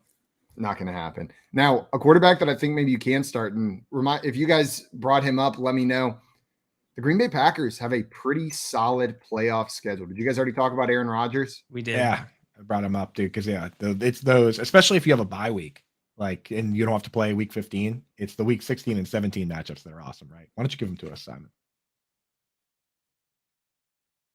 The matchups? Yeah, 16 and 17. Oh, yeah, I can do that for you. They've got the Miami Dolphins and the Minnesota Vikings in week 16 and 17. We've seen the Vikings get torched by quarterbacks not as good as Aaron Rodgers. And then the Miami Dolphins, Coop, you brought them up as a team that you want to start your quarterbacks against. It's an offense that can score almost at will usually. We saw them slow down a little bit this past weekend. And a quarterback that's good on the other side of the ball that's going to have to score to keep up. And it seems like maybe Aaron Rodgers is hitting a little bit of a late season stride here with Christian Watson. So it's all lining up for maybe some playoff success from former MVP. Yeah, and I will say for the Dolphins, as much as I'm a Patriots fan, and as much as I love giving people like Troy King and like the Dolphins homers a hard time, they were missing not only their starting left tackle, Teron Armstead, their big offseason acquisition, but they were missing their right tackle, a first-round pick, Austin Jackson. This team is better than what you saw yesterday. They were 100%. Missing two of their most important players on offense. Arguably, their second most important offensive player after Tua. It's, an argument can be made for Tyreek Hill or Teron Armstead, but we just saw yesterday what it looks like without Teron Armstead, and it looks bad. So, hopefully they get healthy because that team's fun to watch when it's firing on all cylinders. Absolutely. We'll see what happens with Mr. Rodgers down the stretch here. Any other teams that stick out to you as a quarterback that makes a good playoff push? Maybe one that you wouldn't normally start? I mean, you want to talk about one that like kind of a wasted schedule is the Steelers have a couple good matchups, but I mean, we get excited about Kenny Pickett because he throws one touchdown pass, but he's thrown 2 touchdown passes over his last 5 games. You're not going to start that guy in fantasy. He looks good from a game management standpoint. So you can get excited in real life football about him not losing games, but he's not really making huge plays or lighting it up. So yeah. Coop just said you can get excited about him being average. You can get excited about him being fine, but not much more than that. You get pretty fired up about his mechanics. They look good. He's getting a lot of praise, but he's just we talk about this is a fantasy football show for the most part, and 2 touchdowns over 5 games. Get out of my face. Get out of my face. Kenny Pickett, get out of Coop's face. Come on, man. Slightly interesting dark horse play here would be the Falcons. The Falcons have a pretty nice schedule coming up. They have bye this week, but then week 15, then Baltimore, and then Arizona. And all 3 of these teams, it seems scarier than it has been. But all 3 of these teams have injuries on their defensive side. And there are rumors that Desmond Ridder might make an appearance coming up. I don't know if this is only for the people who have the strongest stomachs. I don't know if you want to roll them out, but or the people that are in a Superflex Dynasty League where their starting quarterbacks we got Dak Prescott, but then after that, it's Baker Mayfield, it's Carson Wentz, it's Matt Ryan. I might just plug in Desmond Ridder in that spot. Yeah, but Superflex is cheating, dude. You can throw. You can feel comfortable throwing. You just had to start anybody in the flex. in that little, you see that little, the colorful Q flex spot. You can throw any quarterback in there and feel okay about it. I'm talking about the people that got the stones to start them in their 1 QB league. JL, do you have that in you? Do you have that in your heart? Absolutely not. I mean, absolutely not. I have 0 cojones for that one. Nah, dude. I'm not even gonna put him on the bench. I don't even want those intrusive thoughts. Yeah. I don't want Desmond Ridder. I don't even want him sitting on my bench, dude. But imagine he just goes off. I'm just like, then you're just gonna feel bad. I was a coward enough to pick him up but not use him. No, I don't want anything to do with that. I don't want anything to do with that. That's a good point. I'm keeping that away from me, dude.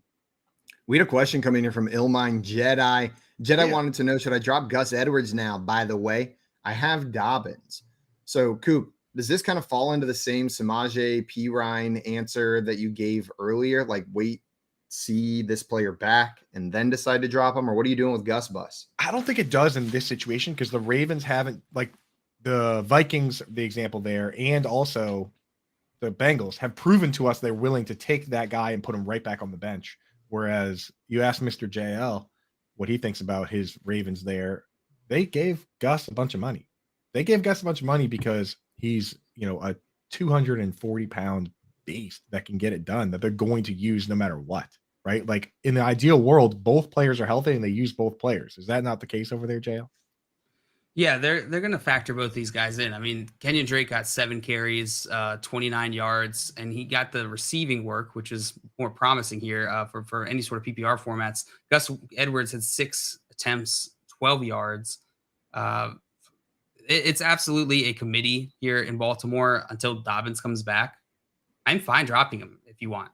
I think that's a fine move because are you really going to start Gus Edwards? Like the Ravens are a run-heavy team, but that's supplemented by their quarterback. So the running backs really, it's not like that great of a spot for running backs unless you're getting all or most of the running back workload.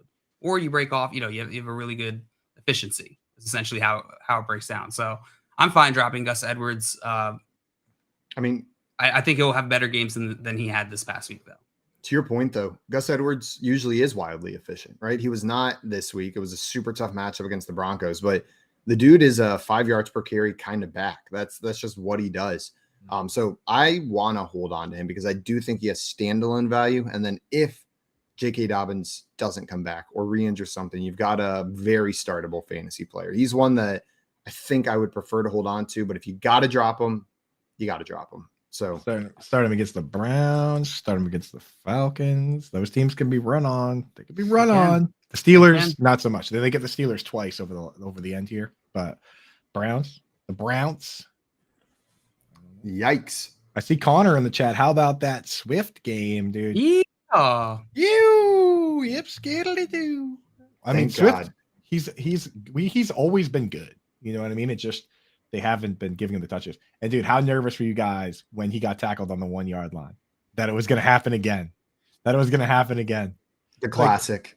Is there anybody in the league that's been tackled like on the 1 or 2 yard line more than Amon-Ra St. Brown and DeAndre Swift? Those two dudes are just like throwing alley-oops to Jamal Williams left and right. Amon-Ra St. Brown got again. 1 yard line, and Jamal Williams is like, windmill dunk. Yeah. Me. Dude, they let Swift get it, and even on the touchdown, Swift bounced it outside. And I'm thinking to myself, he's gonna set this up. He's gonna do it and again. Then they're gonna put Jamal Williams in, and he's gonna run it up the middle, and then he's gonna get it. Yeah. He should have been stuffed. He should have been tackled 4 times before he got in the end zone. That was sheer willpower getting in for that touchdown. That was spite. That was a spite run, dude. He was like, not on my watch. Not again, dude. You know? Jamal, this one is not yours. This one is mine. Yeah, that one was directed directly at Jamal Williams. If he did get stuffed, they never would. Every goal line carry would have gone to Jamal Williams for the rest of the year, right? They would have just been like, enough is enough. So thank God he punched it in, and he's back. He's back, baby. He never left, but the coaching staff wouldn't let him in the room yet. They let him in the room, but then they took his chair away and said, "You have to stand." Is where DeAndre Swift was. He stood up, man. He stood up yesterday. Guys, coming up, we are going to play some fantasy feud, and then we're talking week 13, breaking down all of yesterday's games. If you've got fantasy questions, throw them in the chat. We are more than happy to answer anything and everything you throw our way, fantasy, non-fantasy, or if you want to call in and ask us live, head on over to the BSN app, hit that call in button, join us live on the show. Tell us about your fantasy weekend. Tell us what hit, what didn't, and your hot calls for the rest of the season. Right now, you're listening to the Front Yard Fantasy Morning Show here on Better Sports Network. The Playbook with Fensty and Ronis, presented by FantasyAlarm.com. The only person, I've said this to you before, who I believe back then, of all those power hitters who truly was clean, Ken Griffey Jr. I mean, I think so when he got hurt. We'll never know that for sure either. No, dude. We've seen guys who were not big take substances. That's true. To get busted. So it's not about that, always. I hear you. It's just, don't you think with the way his career kind of went, you would think that he didn't take anything? I don't think he did, but we'll never know 100%. I'm going to keep telling myself that he didn't. The 1 year player, I mean, he's my favorite baseball player of all time. In the 1990s, Ron, as a kid, as a 5-year-old kid who plays video games and collected cards, there was no one cooler than Ken Griffey Jr.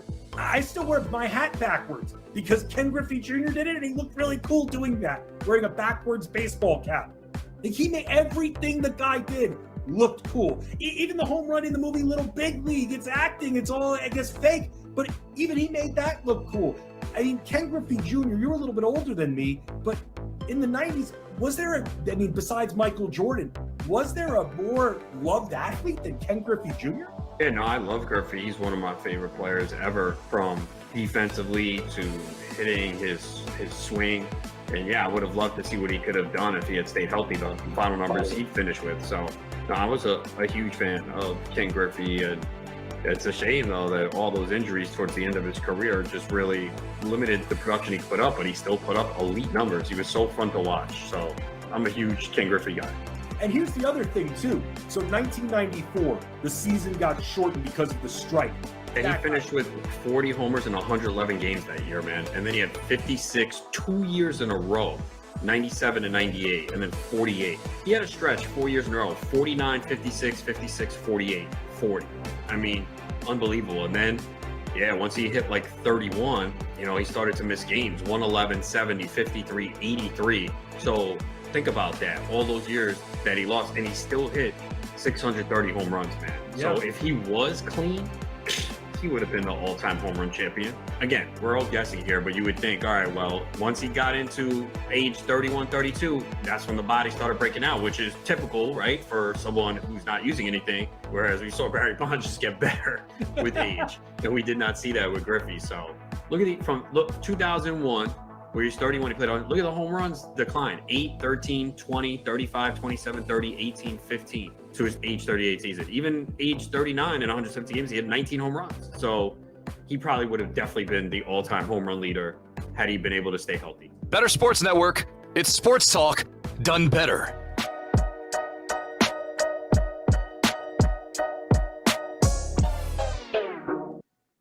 Welcome back in, everyone, to the Front Yard Fantasy Morning Show here on Better Sports Network.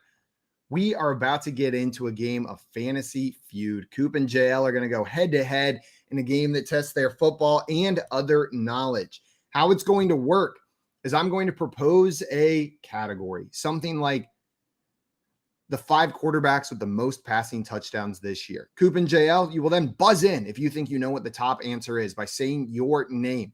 Whoever buzzes in first gets to guess. If you get the top answer, you're going to get to choose pass or play. If you choose play, you got to get all of the rest of the players on that list before you get 3 strikes, and you will get all of the points. Miss any of them, though, get 3 strikes, and your opponent will have an opportunity to steal by just naming one that is left, and they will get all of the points that you have earned that round.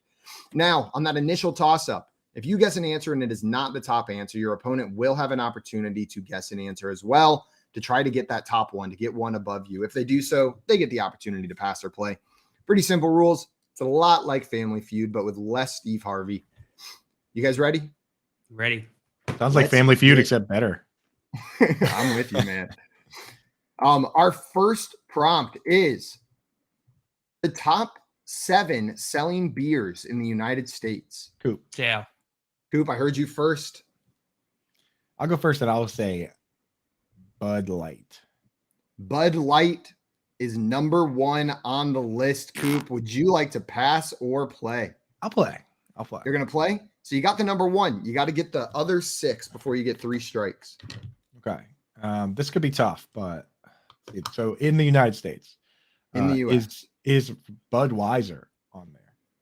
Budweiser is number 3 on this list, Coop. Okay. You got it. The Bud Light and the Budweiser both on the list. I will go with Coors Light.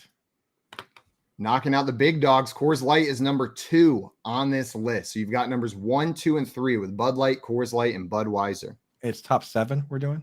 Top 7. Okay. Give me Miller Lite.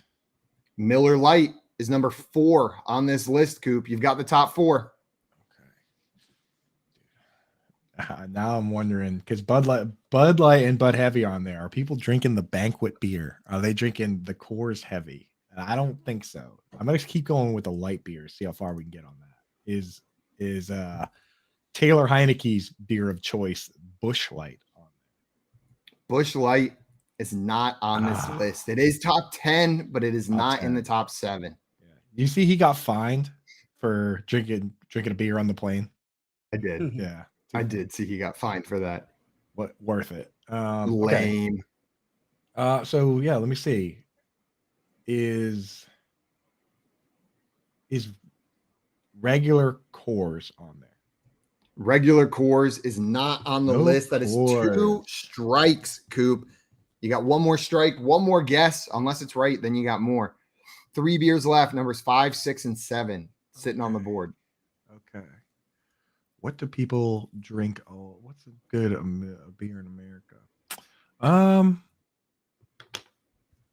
Do folks drink Corona? Corona is number 5 on this list. Corona's number 5 on this list. Nice pull, Coop. 1, 2, 3, 4, 5. 2 more. This is gonna be tough. I think. What are you thinking, Coop? If you take too long, I will bonk you. I'm thinking about beer. Beelzebubs. Yeah, Beelzebubs had to be the number 1. Let's see. What's a I'm gonna give you 5 seconds to get that answer out. Can I say Sam Adams, or does it have to be a specific one? You can say Sam Adams if you want. Then I won't say it. Nah, I'll say Keystone. Keystone is not in the No top way, 7. Keystone is number 12 on the list. Close. Busch Light was Pretty high. number 9. And then Coors itself, I don't know where even regular Coors is on this list, my man. It's number 21 on the list. Yeah, nobody JL, drinks the banquet beer, dude. I noticed that. There are 2 answers left, JL. If you get one of them, you are going to steal the points. You are going to get 6 points. If you do not get it, then Coop will get 5 points for this round. All right. Let's go with, you know what? Let's go with fudge. I thought I had it. Let's go with Blue Moon. Blue Moon? No. Can I change it? No. Yes. Sure. Yes, let him change it.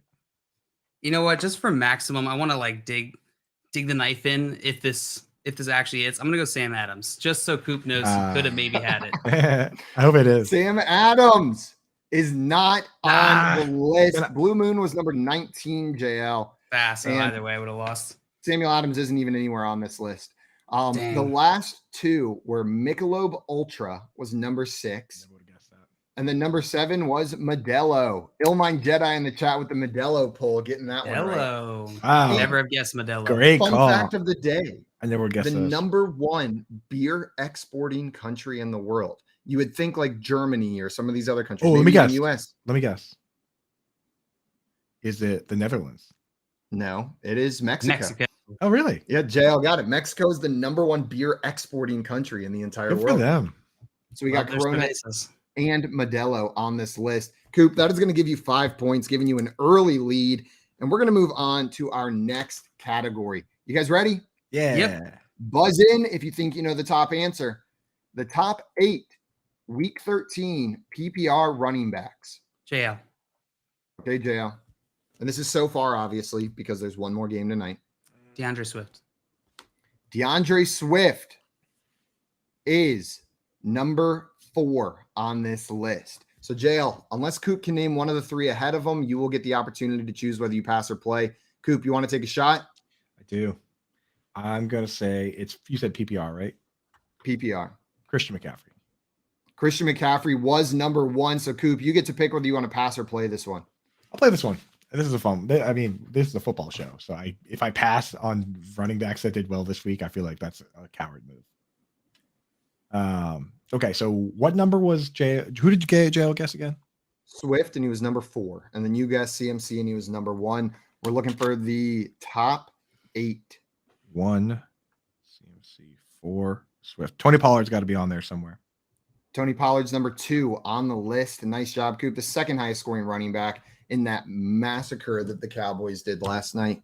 Our boy Samaj Mapipi has to be on the list. Samaj Piran. He's number 3. I see Joe shaking his head at that nickname. Joke for you and Tommy. Everyone loves that name. Everyone being you and Tommy. Me and Tommy like that one. Tomato boys. The TBs, dude. Okay, this is where I probably lose it, and then JL gets a chance to steal. Is Jamal Williams on there? Jamal Williams is not on that list. I am sorry. Okay, that's all right. Appreciate you. Let me down easy. Is 1 strike. Dalvin Cook on the list? Dalvin Cook was not top 7. He was number 13 on the week. So that is 2 strikes in a row, Coop, after starting out hot. You needed to score more than just a touchdown to make the list, huh?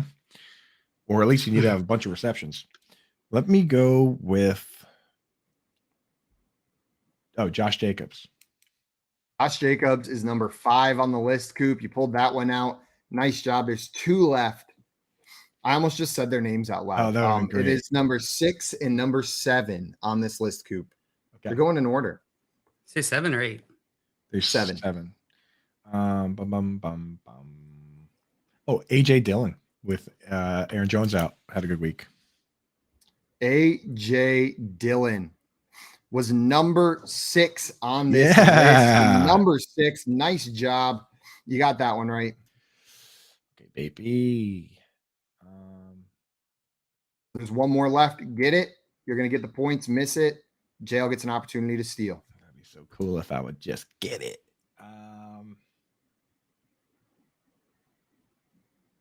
Right now, I'm like, who's a running back that's even in this league? You got 5 seconds, Coop. Come on, give me 8. 5, 4.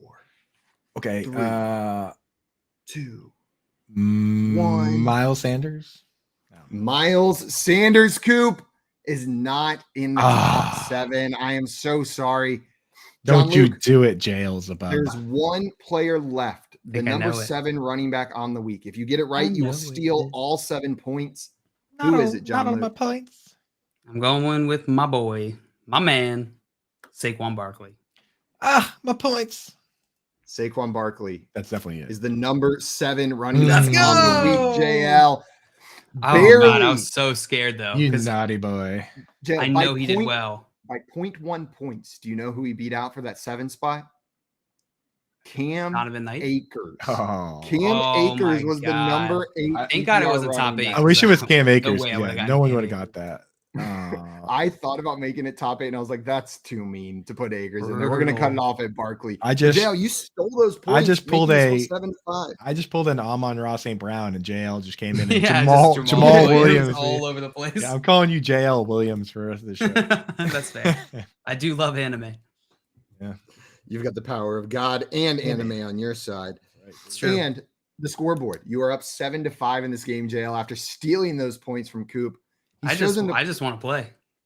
Please, Papa, may I play the game? Can I have an opportunity to play? Damn, dude. I was feeling it there. I was feeling it. We got a question here from your average Joe asking, does Jimmy G's injury increase or decrease CMC's fantasy upside? First of all, good morning, average Joe. Welcome in. Morning. What do you guys think? What did Jimmy G, broken foot, out for the season? Brock Purdy filling in for him. Purdy boy. It'd be a lot worse if it was Christian McCaffrey's foot that was broken. Yeah, so that would definitely impact Christian McCaffrey more. I did a lot of thinking about this one. And part of us wants to always lean into this narrative. So of all those guys, I think that it does hurt the high A-dot guys the most. So Brandon Ayuk is probably the guy that gets hurt the most. Part of us wants to say that, okay, well, the young quarterback, he's just going to dump it down a ton. And in our mind, we're like, okay, it has to help someone and hurt someone. But the reality is it probably just hurts everyone. CMC being a running back, running is the luxury of the winning team most times. And, you have to get the ball down there to score. So I think the changing quarterbacks at this stage of the game hurts everyone. So I think it decreases CMC's value. I think it would be hard to argue that bringing in Brock Purdy, the last pick of the draft as a rookie, is going to help anyone's value on that team. Even though we like to play those narrative games, I think it actually just slightly decreases everybody's value and big time decreases Brandon Ayuk. What about my George Kittle? My George Kittle. Because my George Kittle. What do I do with my George Kittle? My George Kittle has not been doing well recently. He's making me a sad. Make me a very sad. You're Missing making me my old the, George Kittle. I mean, the thing about Kittle is that he's probably also going to be worse off, right? I mean, that's just the way the game works. If you have a worse QB, the guys catching passes become worse. As crazy as that sounds. I wanted you to say different words that made less sense, but validated that I want George Kittle to be good. I mean, we could talk. Could you try again? I can make it happen. Well, here's the thing about rookie quarterbacks: they use a tight end as a safety blanket. Like, those are the narratives you're going to hear. Not true. It's not true. We're going to play contrapuntal tomorrow, and I'm going to make you tell me George Kittle is good. Do it. Yeah. And then I'm going to ignore that it's because of the premise of the game, and I'm going to take those as facts and then use that narrative. And Coop said, the tight end guy. If you just clip that one point. That's the dangerous thing about contrapuntal. We need to play like some music in the background that we can be like, when this music plays, I'm actually saying something I don't truly believe.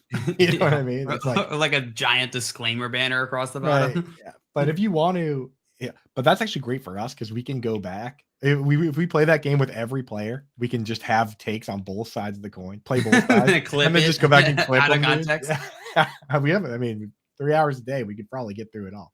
But yeah, if you want me to blow smoke about George Kittle, I can. But just know that the show just becomes us figuring out how to exhaustively hedge every bet that every play, dude. Just yeah, that would be. Has nothing to do. Like, it's not for the audience at all. This is just for us. Yeah, straight to the top. We'd have to take our YouTube down so that other people couldn't clip stuff, though. Just it's just live. No. What about playback. that time you said this? I would just be like, well, we remember. That's when we pretend that was contrapuntal and just be like, oh, well, we were playing a game where you gotta argue something you don't believe. Yeah, we could get away with that. So, but we just edit the music and afterwards on those clips, just throw it in the background, call it a day.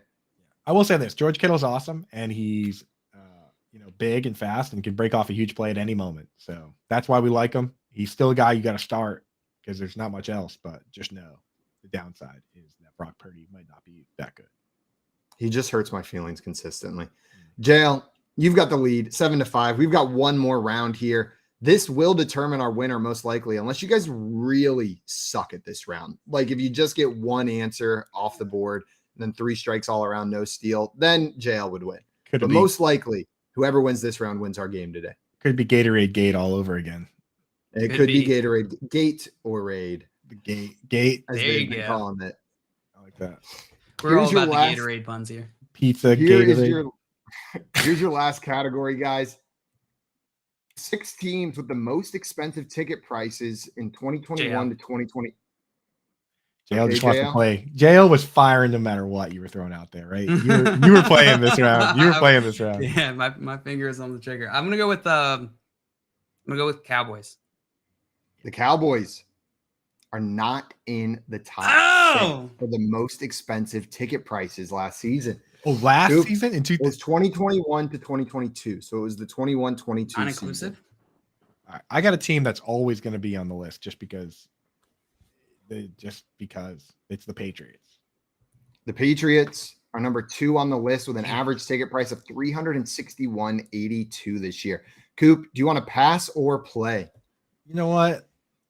JL, I'll let you play. You wanted to play. Damn it. I don't know how the Cowboys fully whiff on the first. I don't know how the Cowboys weren't on the list. That's insane to me. I would have guessed the Cowboys. No joke. If JL did. If I didn't jump the gun. They spent all that time branding themselves as America's team. How would they not have the expensive tickets? And it worked. They're got to be like the most popular team. All right. So how many am I guessing? 4? Football. Well, there's 5 left. Number 2 has been guessed. It was the Patriots. There's 6 available. So 5 remaining, JL. Okay. I got 2. 2. Let's go with, it's got to be like affluent areas, I feel like.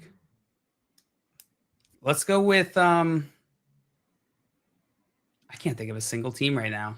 It's funny how that happens. I like when I was going with the running back. The Savannah Bananas. Think of any running back, and I was like, can't do it. Can't do it. Let's go with 49ers. That's a very affluent area. Oh yeah. The 49ers are not in the top 6, JL. That is Bro, one I had strike. JL. I had one team name written down on my paper in front of me, and it was the 49ers. 49ers. What the hell? We are in Coop is big playing- trouble. Coop is playing like 20-dimensional chess, and somehow is getting me to guess all of his guesses. I'm and that sending are them wrong. your way right now. Yeah. All right, let's go with. All right, seems like my logic is just completely wrong. Let's just go with Apparently, go with really good teams. Kansas City. The Kansas City Chiefs are number 4 on this list with an average ticket price of $285.52. So, Joe, you've got one strike. There's 4 remaining. Numbers 1, 3, 5, and 6 are left on the list. Let's go with the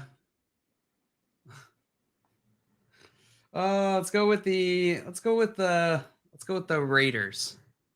The Raiders are number 1 on this Yeah. list with an average ticket price of $501.84. New stadium. Brand new stadium. Yeah. In Las Brand new Vegas. stadium.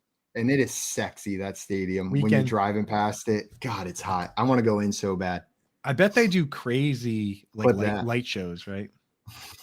They got to Those- do crazy light shows. Because I know that the hockey team does like insane projections on the ice where it's like a movie. Sheesh. They should do All right, football we're, on ice. we're giving jail too much time. 5, 4, 3, This guy has control of the clock. 3, What the heck? 3, 2, 1. All right. I feel like NFC East is going to be right for this. Let's go with Washington.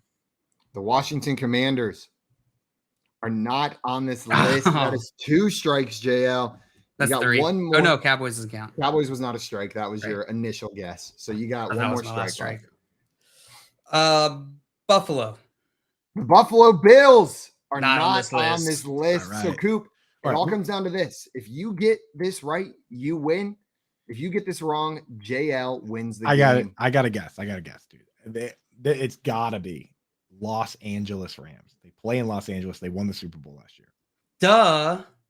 The Los Angeles Rams, Coop. Congratulations, Damn it. JL, on winning the game because the Rams are not on there, Coop. Oh my God, I am the winner. Speech. Coop, we were fully in sync because that made so much sense. They Right. just won the Super Bowl. They're in LA. Everything's expensive in LA. I almost went Chargers, but I'm like, no way. They don't have the fan base to. Well, I don't JL, think to command. Had you gone Chargers, the Chargers are number 6 on this Of course list. they there are. we go. With an average ticket price of $264.72. The Packers are number 5. Yes. With an average I ticket forgot price of existed. I had the Packers. $274.96. I had the Packers written down. And then the Buccaneers were number 3 Hmm. with an average ticket price of That's kinda surprising. $351.74. I'd be Tom interested to Brady- see if somebody has tracked these over time, like a graph of the franchise's average ticket price over the last like 5 years. That'd be interesting. I imagine there's some that just like stay top 10 no matter what. Know what I mean? Like there's certain ones, no matter how bad they are, they just stay top 10. That's what I figured Right. the Cowboys would be, dude. That's what I figured they would be because they're one of those teams. You know? Maybe Jerry Jones is like make the ticket a little cheaper because everybody loves football type of guy. Yeah, he strikes me as that guy. A for the people guy. If Jerry Jones is one thing, it's for the common man. He eats that's- salty McMuffins. Like the Kid Rock of NFL owners. You know? I've said this before, but I just don't get all the hate for the salty McMuffin. Like that's the That's perfect because thing. to you're put salt that's on. because you Eggs. love salt, bro. It's already dude. It's that you're probably already getting your daily allowance of sodium just by eating that in the first place. Yeah, well, I read an article that salt was good for you one time. So I'm just rolling with On that. Reddit. It's like those Yeah. articles, like every day, depending on the day, coffee is either good for you or bad for you. Like or red wine. Like one Yeah, day, you know, Chocolate. You It either is should this- eat all it of the is- chocolate or none of the chocolate. I It is choose this time of year where we're gonna start seeing those red wine articles. It's always like right after Thanksgiving, before Christmas, when the seasonal depression is like really kicking in. They There's want a you to get holiday, the family's always around. wine Yeah, of the month exactly. They're trying to get you subscriptions. like 100%. poison's not so bad today, right? And Like then, it's literal. Like, don't get me wrong. I'll drink a glass of wine from time to time. I like some wine, but don't try to tell me that poisoning my body is literally good for it. It's not. Like, it's just not. Good for your heart. speaking Get you of going. speaking of poisoning your body, I was talking to to Heather, the producer of our morning show yesterday.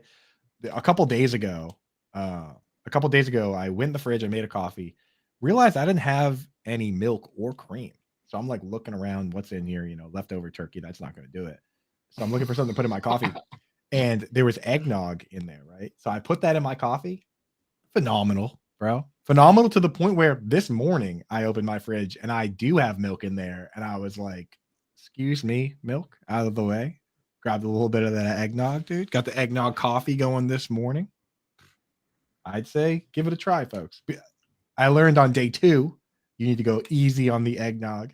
Otherwise it turns into eggnog with a little bit of coffee in it, and then you're just drinking lukewarm eggnog.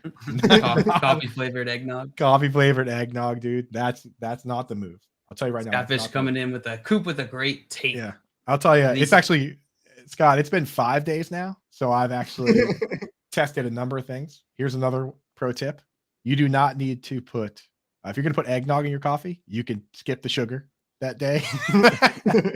The coffee I had that morning, I have to go back and watch the shows, but I'm very sweet. Yeah, very sweet. And I probably said 3 times as many words as I normally do. Have you guys ever had the Coca-Cola coffee cans? It's like a Coke and coffee drink that comes in a can. Have you ever had that? No, of course I have not. It is so good. Like, you wouldn't think those two things would work together, but they would. Coke and coffee, throw it in there. It's a sweetener and it's got some flavor for your coffee. It's pretty good. Were you given that for free to try, or did you see that and say, I'm going to purchase this? I saw it at a gas station and said, I'm going to purchase this. They got like you. It looked interesting, so I wanted to give it a try. You're an innovator, dude. I'm always scared to do that, but sometimes things like that I have to be given them to try. If I see an interesting beverage, I'm all about an interesting beverage. That's like my favorite thing, is like a fun little drink. Yeah. What are some of your favorite fun little drinks? You can get the Ramones, the sodas where you have to like pop the ball in. That's a fun little drink. Know what I mean? A little kombucha, the pomegranate juices that come in the wavy bottle. That's a fun. I don't like drink. how you emphasize that. What? Kombucha. It's all about that booch. I actually really like how you emphasize it. I just went the other route. Are you a bubble tea guy? Oh yeah, I freaking love bubble tea. Mess me I up. I could have. I was gonna say this guy's a bubble tea guy. Jay in the chat says Coke and milk mixed together. Mods, will you please remove Jay from the chat? In Jay's defense, I just want to I would have thought the same thing. One time, senior year of college, and by senior year I mean Tim's senior year. I had another year left because mess around and you get another year in college. It was like 2 p.m. and Tim texted me and was just like, hey, you wanna just go to the bars instead of class? Sorry, Mom, if you're listening. And so we just went to Triple T's and sat down at the bar, ordered a pitcher of Long Island, and then we asked the bartender to just make us whatever he wanted for our next pitcher, right? And he makes us something called the Colorado MFer. And we were like, while I'm watching him make it, he mixes like all these creamy liqueurs and then rum and Diet Coke on top of it. And it tasted like Diet Coke and milk together, but I wasn't mad. Like, it was delicious. It was so good. That sounds terrible. That I'm saying don't knock it till you try it. I'm looking up the ingredients. Mustache, so I mean, it's all. I'm can't really looking up trust the anything he ingredients. says. The ingredients are coffee liqueur, so as you talked about, milk, Coca-Cola, and tequila. Oh, it was tequila, not rum. I guess I was wrong there. Every hair on my body just stood up. Milk? You're drinking milk and tequila, bro?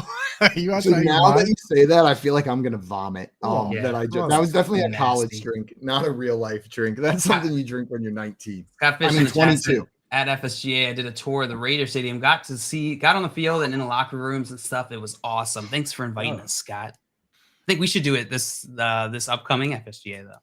Let's do it. Let's do it. Let's go sit in Hunter Renfro's locker. I was just about to say I'm sitting in Hunter Renfro's locker. Yes. Get the next words out of my mouth. What do you think Hunter Renfro's locker smells like?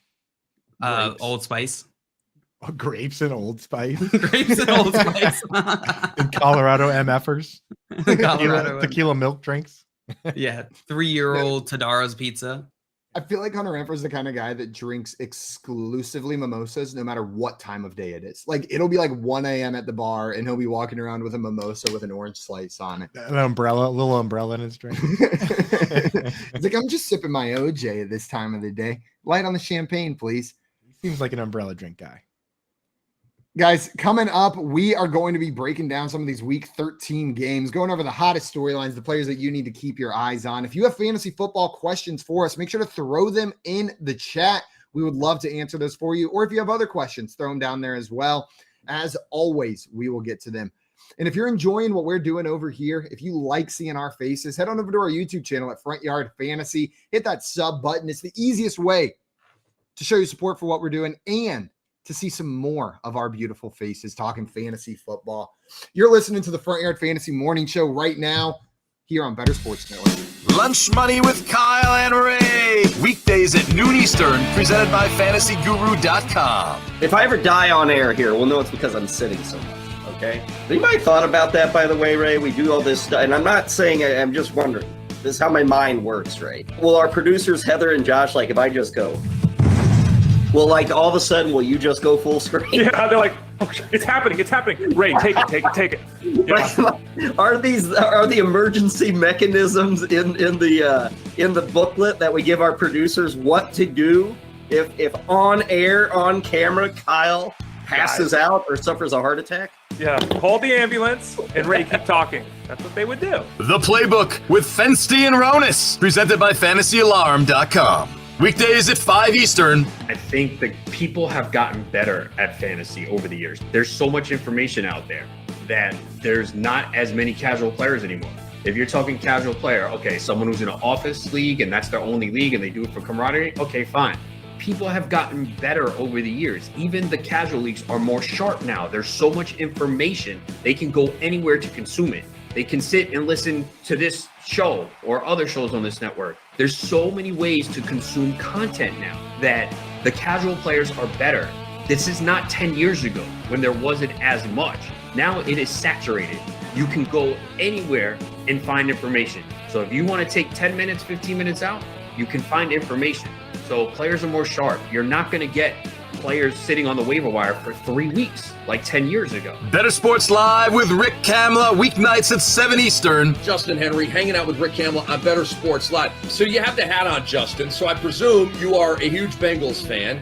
Oh, you're not a Bengals fan? They had the bag, the Niners stuff, baby. I just had the hat on. You see the Niners stuff there in the back? I do. I'm a Cali guy. Okay, so you're a 49er fan. So you just like the look of the Bengals hat, yeah. or are they your AFC team? Nah, this is solely a look. I mean, you see the hat. The hat is so clean, man. It is. This is one of those must purchases. I love it. What other hats do you have that are must purchases? Like it just puts the ensemble all together. If you're going with a green look or a red look or a what, like what are those must-have hats? Yeah, I feel like the Dodgers hat, that blue Dodgers is like a must-have as well. It's just a staple. You got to have a New York, even if you're not from New York, you got to have a Yankee hat in there, that NY. I love the baseball hats too. A lot of the baseball hats, even like the Marlins used to be that Florida Marlins M with the colors used to be dope. Yep, for sure. And in football, I really only like the Bengal hat and then the Niners hat for me. That's love, man. As long as you got a smooth black hat with some white, you can mix it up with the fits. That's what I go for. I like it. I like it a lot. Join the show with one touch of a button. It's Sports Talk 3.0 on Better Sports Network.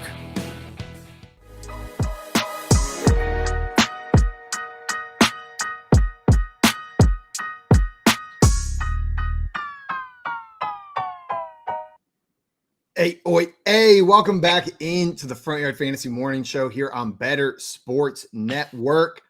We got Fantasy Nav in the chat coming in with the yo. What's up, Eric? Welcome in. You were just in time. What up, for Eric? us to talk about the game. You gave the company to Eric?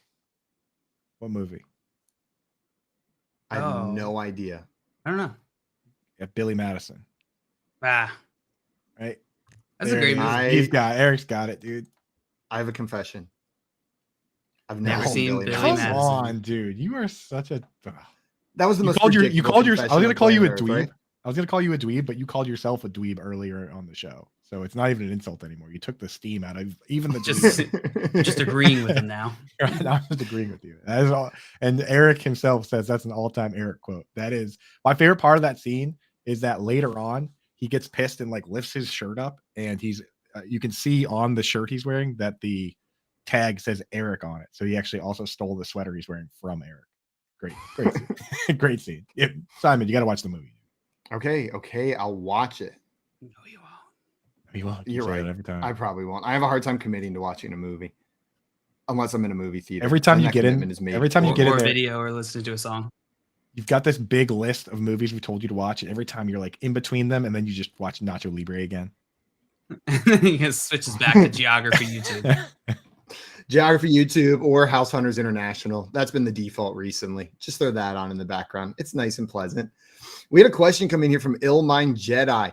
He wanted to know, do you guys think Najee Harris will miss time? I mean, after his attempted murder on Richie Grant of the Falcons, that stiff arm has to be a criminal charge. You had me going there for a second, Jedi. As I was reading that, maybe I shouldn't Ron Burgundy these comments all the time, but you had me going, he's not going to miss time. Dude's a beast. Dude is a monster. It's fun seeing Najee Harris look like Najee Harris, right? Like the running back that we wanted to be. You thought he was all washed? Everyone kept telling me at the beginning of the season. I mean, he's still not doing fantastic. But we see some vintage Najee Harris. We see some of those violent runs. We see some of those stiff arms, some of those hurdles. Yeah, we were getting a bunch of Najee Harris drop questions, I feel like, week 4, week 5. Does Najee Harris have the best stiff arm in the league? There's some competition. Derrick Henry, I think, is the king of that. But Najee Harris is pretty good. Dark horse, Saquon Barkley. Yes, he's very good. He's got some good ones. I think those guys are probably top 3 right now. Yeah, top 3. Yeah, easy. I mean, you just watch it and you're like, damn. Like they almost try to find the situation. Like we talked about this before, Simon. I think you brought it up with Najee Harris, where like you could just tell he's looking for hurdle opportunities. Right. He will find any excuse to hurdle somebody, and it feels like those 3 guys is the same thing with stiff arm. He finishes the stiff arm too. Like he looks like he's trying to dribble these dudes like a basketball. I feel like Derrick Henry sometimes does. Yeah, real though. Just dribbling. Every time Jaguars Derrick Henry stiff arms a guy, I'm looking for the dent in the field afterwards. I'm like, I know there's a mark. Like, I don't care if it's concrete under there. The force with which he just threw that man to the ground, that giant man, there has to be a dent. He'll throw these 280-pound dudes to the ground like it's nothing. How cool is it that like you just have footage forever of you just taking a man's head and pushing it straight down into the field, like looking like a god? That's gotta be. I'd pull that out at every party. Dude, Jill, let's make stiff arm montage footage of me and you next time we're together. To stiff arm each other. Well, we can stage it. We can stage it so that they look great, and then for the rest of our lives, we just have that footage where we can show our kids like back in my day. Yeah, man, I had a mean stiff arm. I was a 7-star recruit out of Minnesota. Yeah, the most. It wasn't a stiff arm, but do you guys remember the Adrian Peterson play where he ran over? I think it was like Ryan Clark. He ran him over and then stepped right on his chest. No, I do not remember. I'll see if I can find that clip. It is one of the most ruthless clips I've ever seen, dude. Like, and it's up there with these stiff arm clips. But my goodness, I'll find it for you guys. Yeah, I will. I'll send it. Remember this?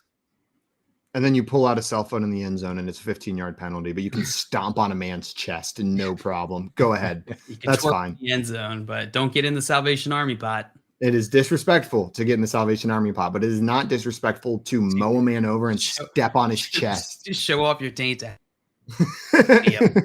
Scottfish pops in. It was William Gay. Scottfish is right. It was a Steeler, but it wasn't Ryan Clark. It was William Gay. Yeah, look that one up. That is a. Thank God, because I really didn't want to make an enemy of Ryan Clark.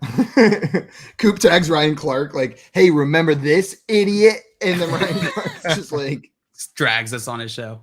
That'd be pretty awesome, guys. I wanted to talk about this game of the week, the Bengals-Chiefs game. The Bengals came out on top, scoring 10 fourth-quarter points to beat the Chiefs 27-24. Joe Burrow hitting Chris Evans for the go-ahead touchdown to win that game. The main storyline here for me is the return of Mr. Jamar Chase. We were told he might play limited snaps, 8 targets, 7 receptions, 97 yards. he looked like the dude. He looked ready to go. Did you guys have any concerns, or were you just excited to see Ja'Marr Chase back on the field?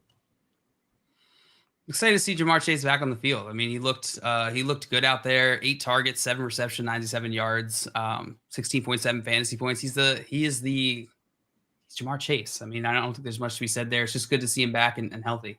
Yeah, me and John and Pemba yesterday from the 9 to 11 a.m. show, we kept getting a lot of Ja'Marr Chase questions, and we basically came to the same conclusion where they said that Josh Jacobs is going to be limited the week before. He came out, had the best game that any running backs had all season. They came out and told us that Marquise Brown was going to be limited his first game back. He played 63 of 65 snaps. I don't trust these guys. Like, Ian Rapport trying to guess how many snaps. If the guy's playing, I'm putting him in there. He came out, he played 59 snaps yesterday. Is that limited? You know what I mean? Like, get him in your lineup. It's Ja'Marr Chase. It's Ja'Marr Chase. You're starting Ja'Marr Chase. It was just so exciting to see him back out there on the field.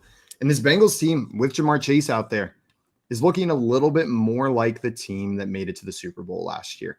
At the beginning of the season, people were calling them fraud, saying it was all luck. They started 0-2, was not pretty, but they're starting to come into form with Ja'Marr Chase coming back, the O-line improving as the season has gone on, and they just beat the Kansas City Chiefs, which is a huge win for them for playoff considerations.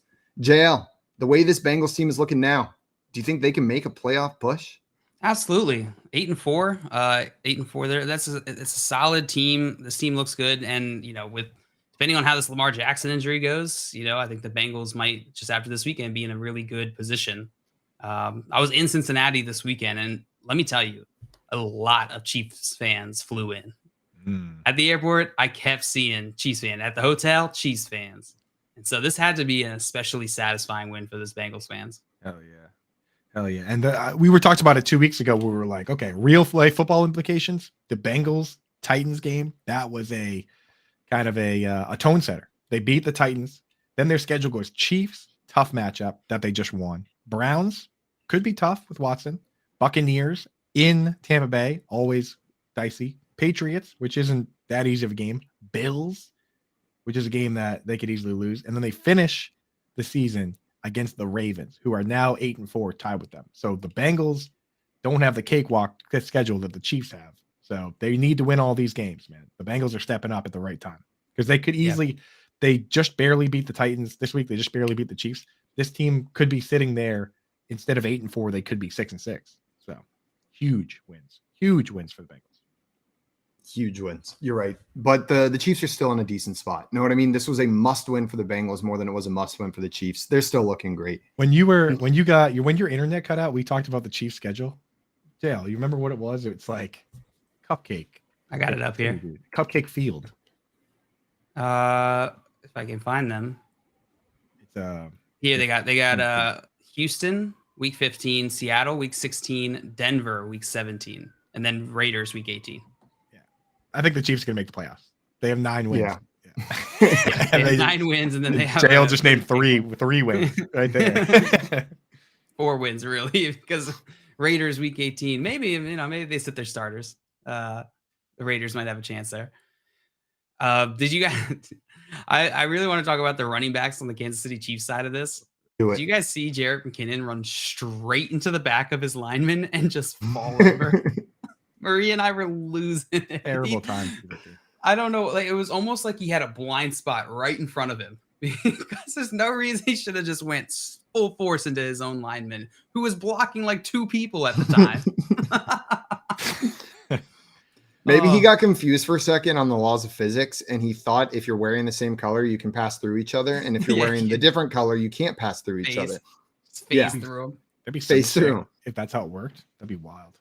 That would be wild. That'll make football so much fun. If blocking would take on a whole different role, your guy, if he could get the guys to the side of him, there's a hole right there. You're opening up all, and that's where the defensive players try to go, right? Is around the guy blocking. It's a whole new game. We just need the tech. Bro, you'd be murdering people, though. Just picture Trent Williams is blocking a defensive end, and then Kyle Juszczyk runs right through Trent Williams and blows that dude up.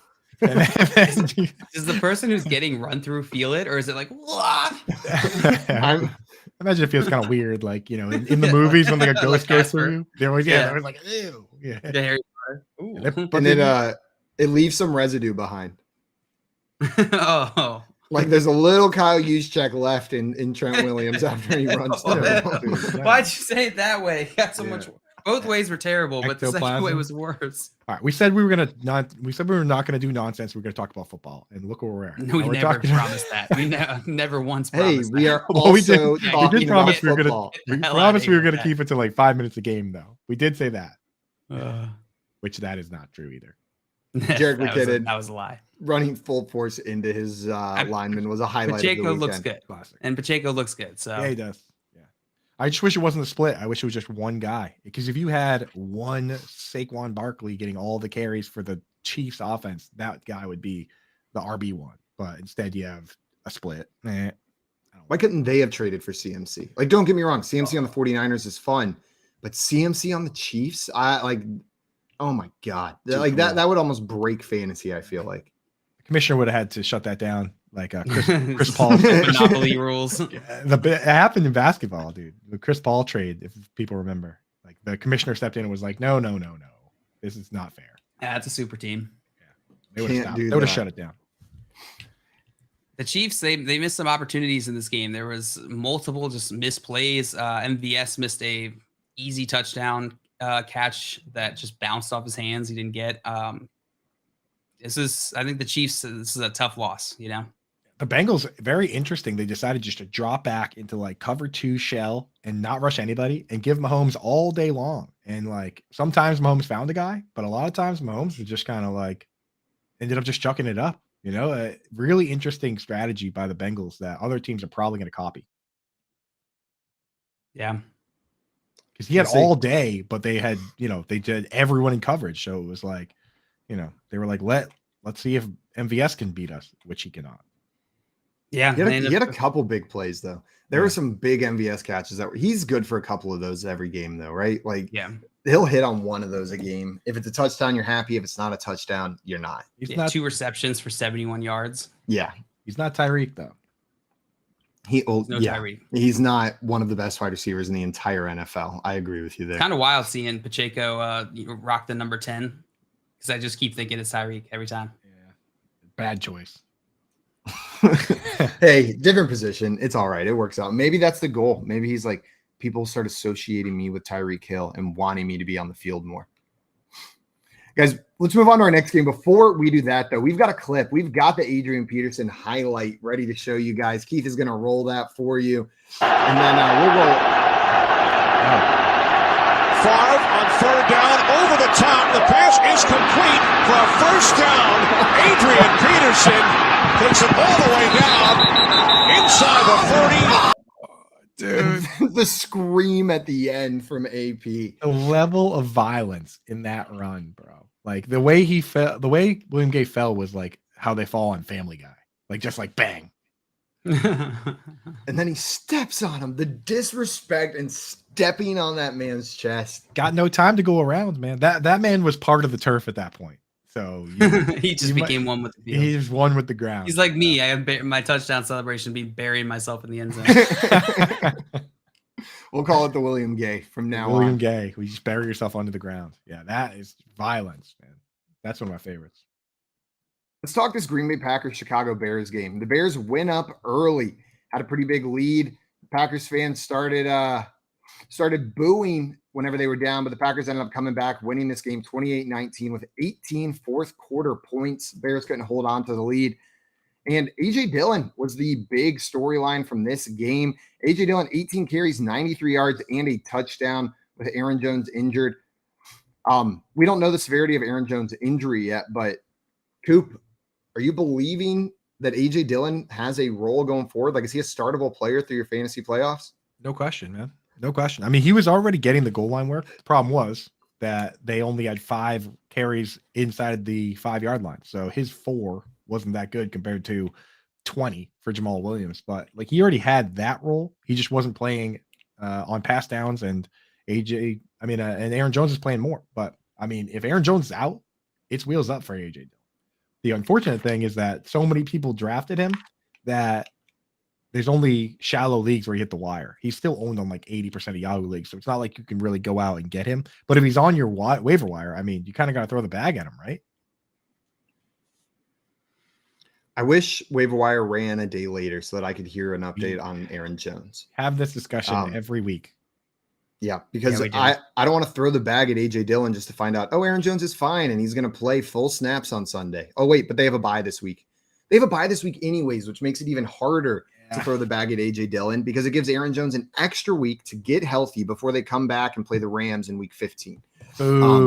That week 14 bye sucks. It makes me not want to like throw the bag at AJ Dillon on the waiver wire if he is out. I'm with you, Simon. I'm with you. To me, I'm not going to take one game where the one player was out because of injury in that game or limited in that injury because of game and extrapolate. This is what's life now going forward. This is the reality going forward. I think a healthy Aaron Jones, AJ Dillon, we're still going to see the same somewhere between 50-50 and 60-40 split between these two guys. And it's going to depend on the game. And I think it needs to be a plus. I don't want any part of him. I don't want any part of him if Aaron Jones is healthy. I don't. Yeah. I think for AJ Dillon to have fantasy relevance while Aaron Jones is healthy needs to be a game where the Packers are up. It needs to be a positive game script. It has to be. The Rams, it should be. But then after that, they've got the Dolphins and the Vikings in week 16 and 17. I don't expect the Packers to come out and just manhandle the Dolphins or the Vikings. Those are two very good teams. So, man, yeah, I'm a bit hands off on AJ Dillon. If you started him this week, man, good for you. It worked out for you. He's been a tough start all season. But I wouldn't try to ride the hot hand with him unless Aaron Jones is out for extended time. Like if we get that update, then we're good to go with AJ Dillon.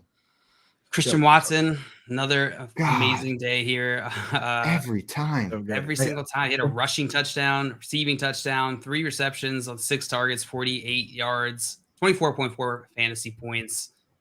I think we're all in agreement here. Christian Watson is going in your lineups. Yeah. Doesn't matter how little the opportunities he's or how efficient he is on small volume.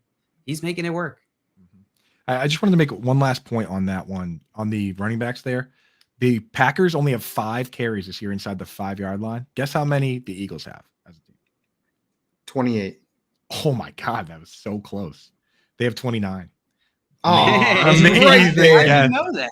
Amazing guess, bro. Yeah, I must have missed one. You've been thinking real hard about it. Yeah, Jalen Hurts has like 18 himself. So like crazy that can determine whether AJ Dillon is viable or not. If you switch those two teams, now Dillon all of a sudden probably has a bunch of dishes. Same with Jamal Williams has almost 20. But yeah, so sorry to backtrack there. But yeah, Christian Watson, awesome every week in the lineup. Can't stop, won't stop. Now I'm in. And now I have fear that means this is the week where he doesn't score a touchdown. Just because that's how fantasy works. JL, you said it as well. I think you and I both hit that point this week where like, you just got to start him. Like I was sitting there going like, he's not seeing enough volume. Like the touchdowns can't continue, but it's 4 weeks in a row now. I'm not going to be the loser with Christian Watson on my bench when he goes out for another 2 touchdown game. But I am going to be the loser with Christian Watson in my lineup whenever he has his first like 2 for 13 game with 1 rushing attempt for 4 yards. Yeah, 100%. This is like that's going to be me. You guys finally came around. This is like when your dad starts thinking things are cool, and all of a sudden you're like, it's not cool anymore now. Yeah. He's like, you guys heard missed the window. This new band, the Active Monkeys, and you're like, dude, the Arctic Monkeys. Active Monkeys. Like, dad, not even close, dude. Your dad's like, you guys tried out the new website, My Book. Fantastic. You can talk to your aunts. River Hill. You're like, I'm gonna get Christian Watson in the lineup. It's like, oh, okay. Good timing, guys. Yeah, he just scored 7 touchdowns in 3 games or whatever it was. Now you're gonna get him in. Cool. Now it's time. Nick in the chat said, I started Swift and couldn't be happier. Do we think he's back in RB1 form? Yeah, we talked about it a little earlier in the show. I think we're all very bullish now on DeAndre Swift. He looks healthy. He's back usage. And we didn't touch on this during our play on segment, but the Detroit Lions have a fantastic strength of schedule for the playoffs for running backs. Listen to this. Minnesota, the Jets, Carolina, Chicago, Green Bay. That is perfection. That is such a good strength schedule for the Detroit Lions running backs here. So yeah, DeAndre Swift, RB1 form. He's a must start for me going forward. Jamal Williams is going to feast. Oh yeah, Jamal Williams too. Yeah, but Would you Swift, start Jamal Williams with Swift back? Like, where's your so the snaps came in, man, and 51% for Swift, 30% for Jamal Williams. So I'm kind of kills the joke I keep making that Swift is the best backup running back in the league. It looks like he's back to being the starter. So I was saying the whole time Swift was not performing, he wasn't getting the touches. All I need is to see it one time, and then he's back in my lineup every single week. I just need to see them. Like, it was never a question, is he good? It was a question of, are they going to use him? Now that they're using him, he's back in. I'm not benching him. I seen it. Yeah, I seen it with my own two eyes there against the Jacksonville Jaguars in the Cat Bowl. Got to get him in there. The Jaguars did not. They want to talk about that game? Well, we're already talking about it. Let's do it. Let's do it. The Jaguars did not pull their weight in the Cat Bowl. Like, this was supposed to be, the spread was like 1.5 points. They were supposed to be 50-point over under. The Lions showed up. The Jaguars, not quite. Well, their quarter cat had an injured paw pretty early in the game, and I think it affected his play the rest of the time. Bro, Trevor Lawrence. Were you two boys being Clemson fans? Were you guys horrified when you saw that? That was terrifying when he went down. I was like, he's out for the season. Like whenever they showed the replay, I was like, Trevor Lawrence is done for the year. Maybe I hope he's back for next year is what I thought whenever I saw that. I was thinking about you two. I wanted to text you, but then I was just like, I didn't, because I was like, I want to wait and see what happens here. I don't want to. I figured you guys were deep in mourning because I was like, his leg is curly cued. It looked like a curly fry. It was a really bad hit. His leg, you're right. The way it bent, I was like, I was shocked, like truly shocked when he came back into that game. I couldn't believe it. I was like, excuse me, Trevor Lawrence is back. Like, is he playing on one leg? Like, do they just have it like taped up behind his back? But no. Is he made out of some sort of gelatin or something? I'm not going to be shocked if he still misses a game. Yeah. Like, I'm not going to be shocked if it comes out, they look into it further, he has the injury evaluated, and we don't see Trevor Lawrence next week because it did look bad, and he didn't look the same after he came back into that game. And I think it played a part here. Are you watching it right now, JL? Yeah, that's why I don't watch that. Don't watch that, dude. But at least now, knowing that he comes out of it okay, it's not as bad. But when I watched it live, I was like, oh, he did. Yeah, it looked pretty bad. Albert want to know who's the backup QB. It's CJ Beathard, if I remember correctly. He came in for a couple snaps there, threw 3 passes. Yeah, he went 2 for 3 for 6 yards. CJ Beathard is the backup. So, I mean, that's like about as average of a backup quarterback as you can get, right? Like, when I think backup quarterback, I think Case Keenum and I think CJ Beathard. Like, the best thing CJ Beathard ever did. The best thing CJ Beathard ever did was get drafted by the 49ers. And then the 49ers were like, oh, let's take Beathard's college tight end too in the 5th round after we already took him. And it happened to be George Kittle. But the best thing he ever did was throw the George Kittle alley-oop to the 49ers. Right. So, dang. Yeah, that was they were like, hey, we'll take Beathard as our QB, and then we'll take this other scrub and whatever. It's a 5th round pick. Who cares? What's his name? George Kittle. Yeah. He's friends with Beathard. We'll bring him on. He turns out to be awesome. George, welcome to the squad. Yeah. Here's your friend. Just to make him comfortable. Just to make CJ Beathard comfortable. Hey, it's the Urban Meyer method. It works. In this game, Coop, your boy Evan Ingram back in the end zone, 7 targets, 5 receptions, 30 yards, and a touchdown. Snuck his way back into tight end relevancy this week. Yeah, just when I thought I was out. Back in. Right back in. I was in on him this week. I had him pretty high in my rankings just because I was like, hey, you know what? I said it on the show. You're not going to get a better matchup. You're not going to get a better situation in terms of high over under, and he delivered. But if he didn't deliver this week, I would have been dropping him to waivers, which for me, that would have been an emotional moment. But instead, we're back, baby. We'll let him hurt us in the playoffs. Beautiful. Better Boss in here. What's up, Matt? Saying Kittle was my best fantasy scouting job ever. I was all over him. He was all in on George Kittle. And so they never threw him the ball at Iowa. You had to work hard to find the athleticism, speed, and hands. That feels good, doesn't it? Whenever you hit on like a prospect, like you go all in on a guy and then it just works out. Especially when no one believes, like no one is on that train with you. Jail, you and I, and of course our Clemson bias played a role in it.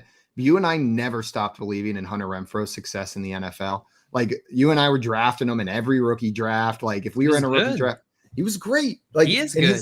And his skill set in college looked like what? He's going to not be a great route runner in the NFL? Like, he's not over here relying on like outrunning guys. He was never the fastest guy in college. That wasn't what made him good. Yeah, call it Clemson bias all you want, but it kind of sounds like there might be some other bias playing in on the other end here. That's Belichick's Belichick's biggest miss, not getting Hunter Renfrow. He would have fit. That is his like. If they went from Wes Welker to Julian Edelman to Hunter Renfrow, it would have been perfect, man. Brady would have never left. Brady would have never Hunter Renfrow would have kept Brady in New England. Yeah. But to Matt's point, Better Boss's point, like looking back, it doesn't make sense why George Kittle went in the 5th round. Here are his percentiles when you talk about his athleticism that he's talking about. 40-yard dash, 96th percentile for tight ends. That's pretty good, right? 4.5, 40. Speed score, 96. That's pretty good. Burst score, 91. These are from Player Profiler. Agility score, 99th percentile. And then his catch radius, 96th percentile. 33 and an eighth inch arm length. Like, what did we all miss? Except even San Francisco missed on him. They picked him in the 5th round. Like, everybody was just like, this guy, dude, the big, fast, strong guy. Nah. Yeah, give me Drew Sample in the 2nd round. Hey, Drew Sample did things sometimes. He's one of the players of all time. He is one of the players. He caught some passes from Joe Burrow. Remember that? He did. Has George Kittle ever caught a pass from Joe Burrow? He caught like 5 catches for 5 touchdowns. In like the Pro Bowl, probably. Where all the good players go. Yeah, he probably got more passes from Joe Burrow than Drew Sample has. He caught like 2 in a Pro Bowl. In this game, Amon-Ra St. Brown, I think, is the other probably big name to mention here. Just an absolute hog. 11 receptions, 12 targets, 114 yards, 2 touchdowns, 37.6 fantasy points. Hey, Amon-Ra St. And then rushing for 2 yards. That's some 0.2 points added onto that score. 0.2 points. You're right. He had a little bit of a run there. Where do you guys think Amon-Ra St. Brown's going to be drafted next year? Is he a 1st-round talent? Fantasy? Yeah, he probably will be. It depends how they set up this offense, and depends if Jameson Williams comes on, right? Like if they can, he was back. If they can convince Chark to come back at a reasonable cost, and then they have Chark at split end and Jameson Williams at flanker and Amon-Ra St. Brown at slot, that is a squad. Like that's pretty potent. Like that's all you really need. But Chark's on a 1-year deal; he might be out, so they might need to find a new split end. You know, you just need a big body to go out there. It doesn't need. You don't need anybody crazy, but like Jameson Williams and Amon-Ra St. Brown, they're not going to tether their foot to the line and be the physical outside guy. But I mean, somebody like Corey Davis or something would be fine. You just need a big body to go out there and kind of do whatever. Now, Coop, you said exactly what I was going to say here. I think it really depends on what Jameson Williams does over the back stretch of this season. If we see him start coming on, there will be enough of the whisperings of will Jameson Williams take over as the one next year to keep Amon-Ra out of the 1st round. That being said, it pushes him into the 2nd or 3rd round. Like he's going to be a top 10 wide receiver drafted next year, probably. I can't imagine he falls out of that range. Full PPR, definitely. Standard or half, he is a low ADOT guy, but still, you pick that guy. I mean, rest of the season, there's not many wide receivers you want over him. You got him top 12, JL, next year? If you had to draft today? Yeah, top 12. He'd be close. So. He'd be very close, if not top 12. Yeah, I think he's highly talented. The fact that he can he can produce this much value in such a poor situation, to me tells me that's talent, right? That's undervaluated talent here. I was betting in here. I was betting against him because like the best 4th round pick over the last 15, 20 years is Jamison Crowder. And it turns out I was like, you know what? This guy has to be the best 4th round wide receiver over the last 20 years to be viable in fantasy. And guess what? He is. Definitely. He might already have more fantasy points than any wide receiver drafted over the last 15 years or so. So he's a star. Hey, I just want to stop before we get any Jamison Crowder slander in here. We are a pro Jamison Crowder show. We love Jamison Crowder, right? That's for you, Craig. Don't hurt us. Big fan. Big fan. Dustin in here saying Jameson Williams played gunner yesterday. I guess saying maybe he's not a threat, but it was also his first game back after missing the majority of the season due to a crazy bad injury. First game in the NFL. They're going to get him worked into this offense more. Such a Dan Campbell move, dude. Like, that stuff is all fun and games. Oh, Dan Campbell making the young guy play gunner. That's all fun and games until he gets hurt. That happened to the Patriots. Rob Gronkowski, when he broke his arm, he did so blocking on an extra point. So, and then all of a sudden, it's not so funny that this tough guy coach is making these guys. It's like, no, don't do that. No. Please don't do that. Please stop. No Jameson Williams on like too cute. Cut it out. We've talked a bit about this team already, but I wanted to hit on the San Francisco 49ers, Miami Dolphins game. The 49ers won 33-17, even with Brock Purdy taking over very early in the game. Garoppolo only threw 4 passes before he broke his foot and left the game. Purdy coming in, going 25 for 37, 210 yards, 2 touchdowns, and an interception. Dude looked all right, but we've already mentioned probably not starting him in fantasy. 2 quarterback leagues. Coop, you've already said a body is a body at the quarterback position, so I'm guessing you would start Purdy in a 2 QB league. Yeah, I think so. And like, just the fact that team is who they are, you could probably start him over some of the quarterbacks on, like, I don't know. Would you start Kenny Pickett over him? The guy just doesn't throw a touchdown. He threw 2 touchdown passes over the last 5 games. I think I would probably start Purdy over a guy like that. I think I'd roll Purdy over Pickett. Yeah. Just the weapons he has completely changes it. Man, what a day. The first quarterback drafted. We're going to start Mr. Irrelevant in his second start ever over the first quarterback taken off the board on the Pittsburgh Steelers. That being said, the teams drafting at the end, unless the picks are traded, are generally better teams anyway. So it makes sense that Kenny Pickett's having those struggles there on the Steelers. Not a great team.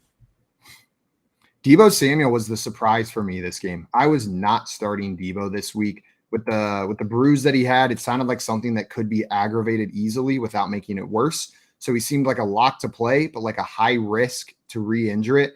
But he didn't seem all that limited. He had 10 targets, 6 receptions, 58 yards, even got a couple carries in this game as well. 4 carries, didn't turn it into much. But Deebo Samuel fully involved. I'm going to start him next week if I have him. I'm not sitting him on the bench anymore. Can't sit Deebo, man. He's too good. Way too good. And he looked good too. Just watching him yesterday. That dude was like fighting through some plays, just making things happen. There's one player we watched where he was behind the line of scrimmage and he should have gotten just no yards, but he just made it work, turned it into a positive play, ended up getting like 6 yards on it. There was one where Scott Hansen said like that was the toughest -5 yard play that you have ever seen in your life. Like the fact that Deebo Samuel managed to only lose 5 yards on that play, he was like, what an insane play to lose 5 yards by Deebo Samuel.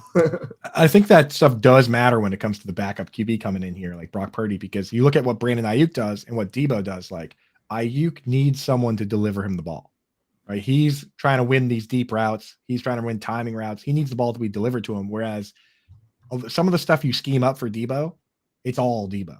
The end arounds, that's all Deebo. The screens, that's all Deebo. And you can still run that stuff. So I think because Deebo creates for himself, he's going to have an easier time with this transition than my Ayuk shares. I've got a lot of Ayuk, too. So much Ayuk. And it's been great so far this season. I'm nervous about playing him.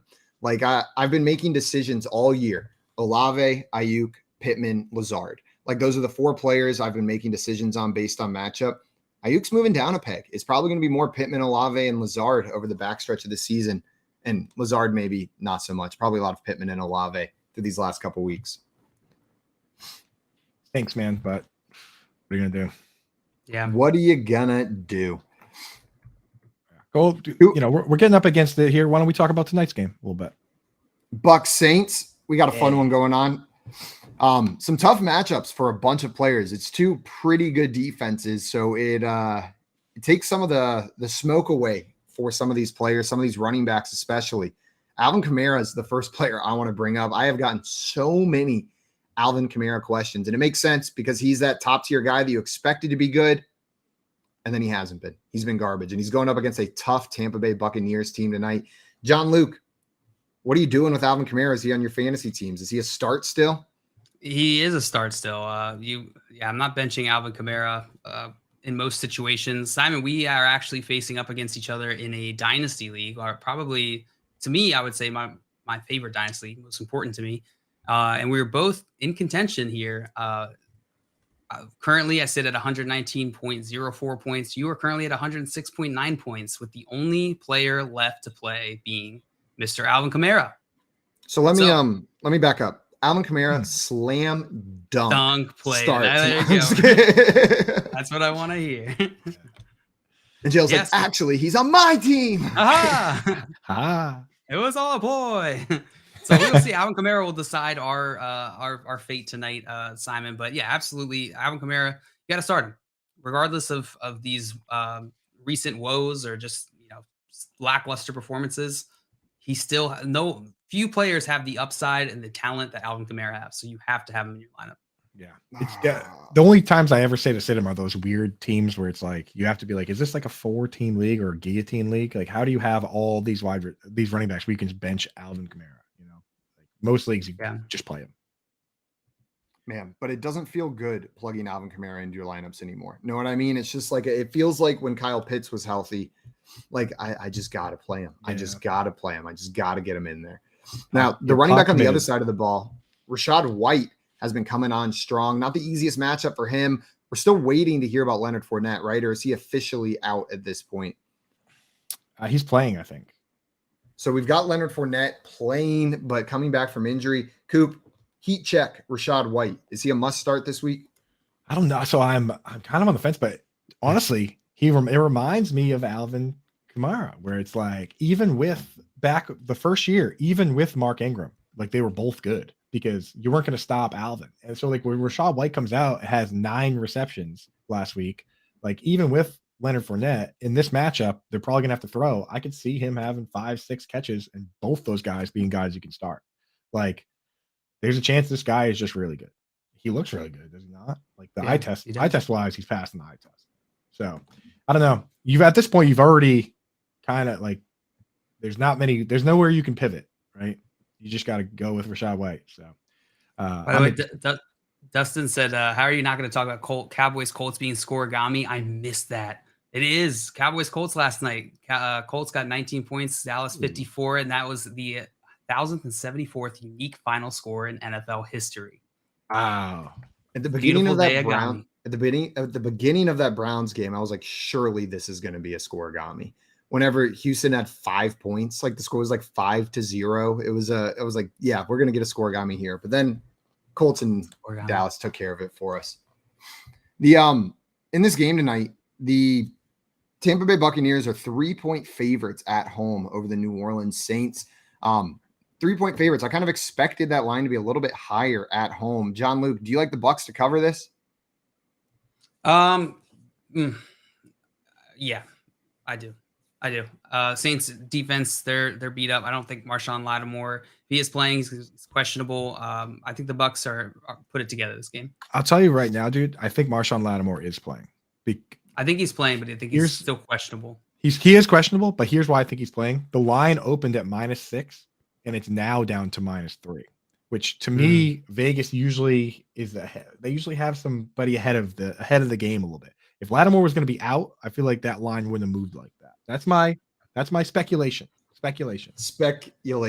Guys, that's all we got for today. We are running up against it, but great news right after this. There's more awesome stuff going on Better Sports Network. Stick around for Moose and Keith right after this, followed by Lunch Money presented by Fantasy Guru, and then Corey Nando and friends right after that. Enjoy your Monday night football, and we will see everyone bright and early tomorrow morning at 7 a.m. for the Front Yard Fantasy Morning Show yet again. See you later, everyone.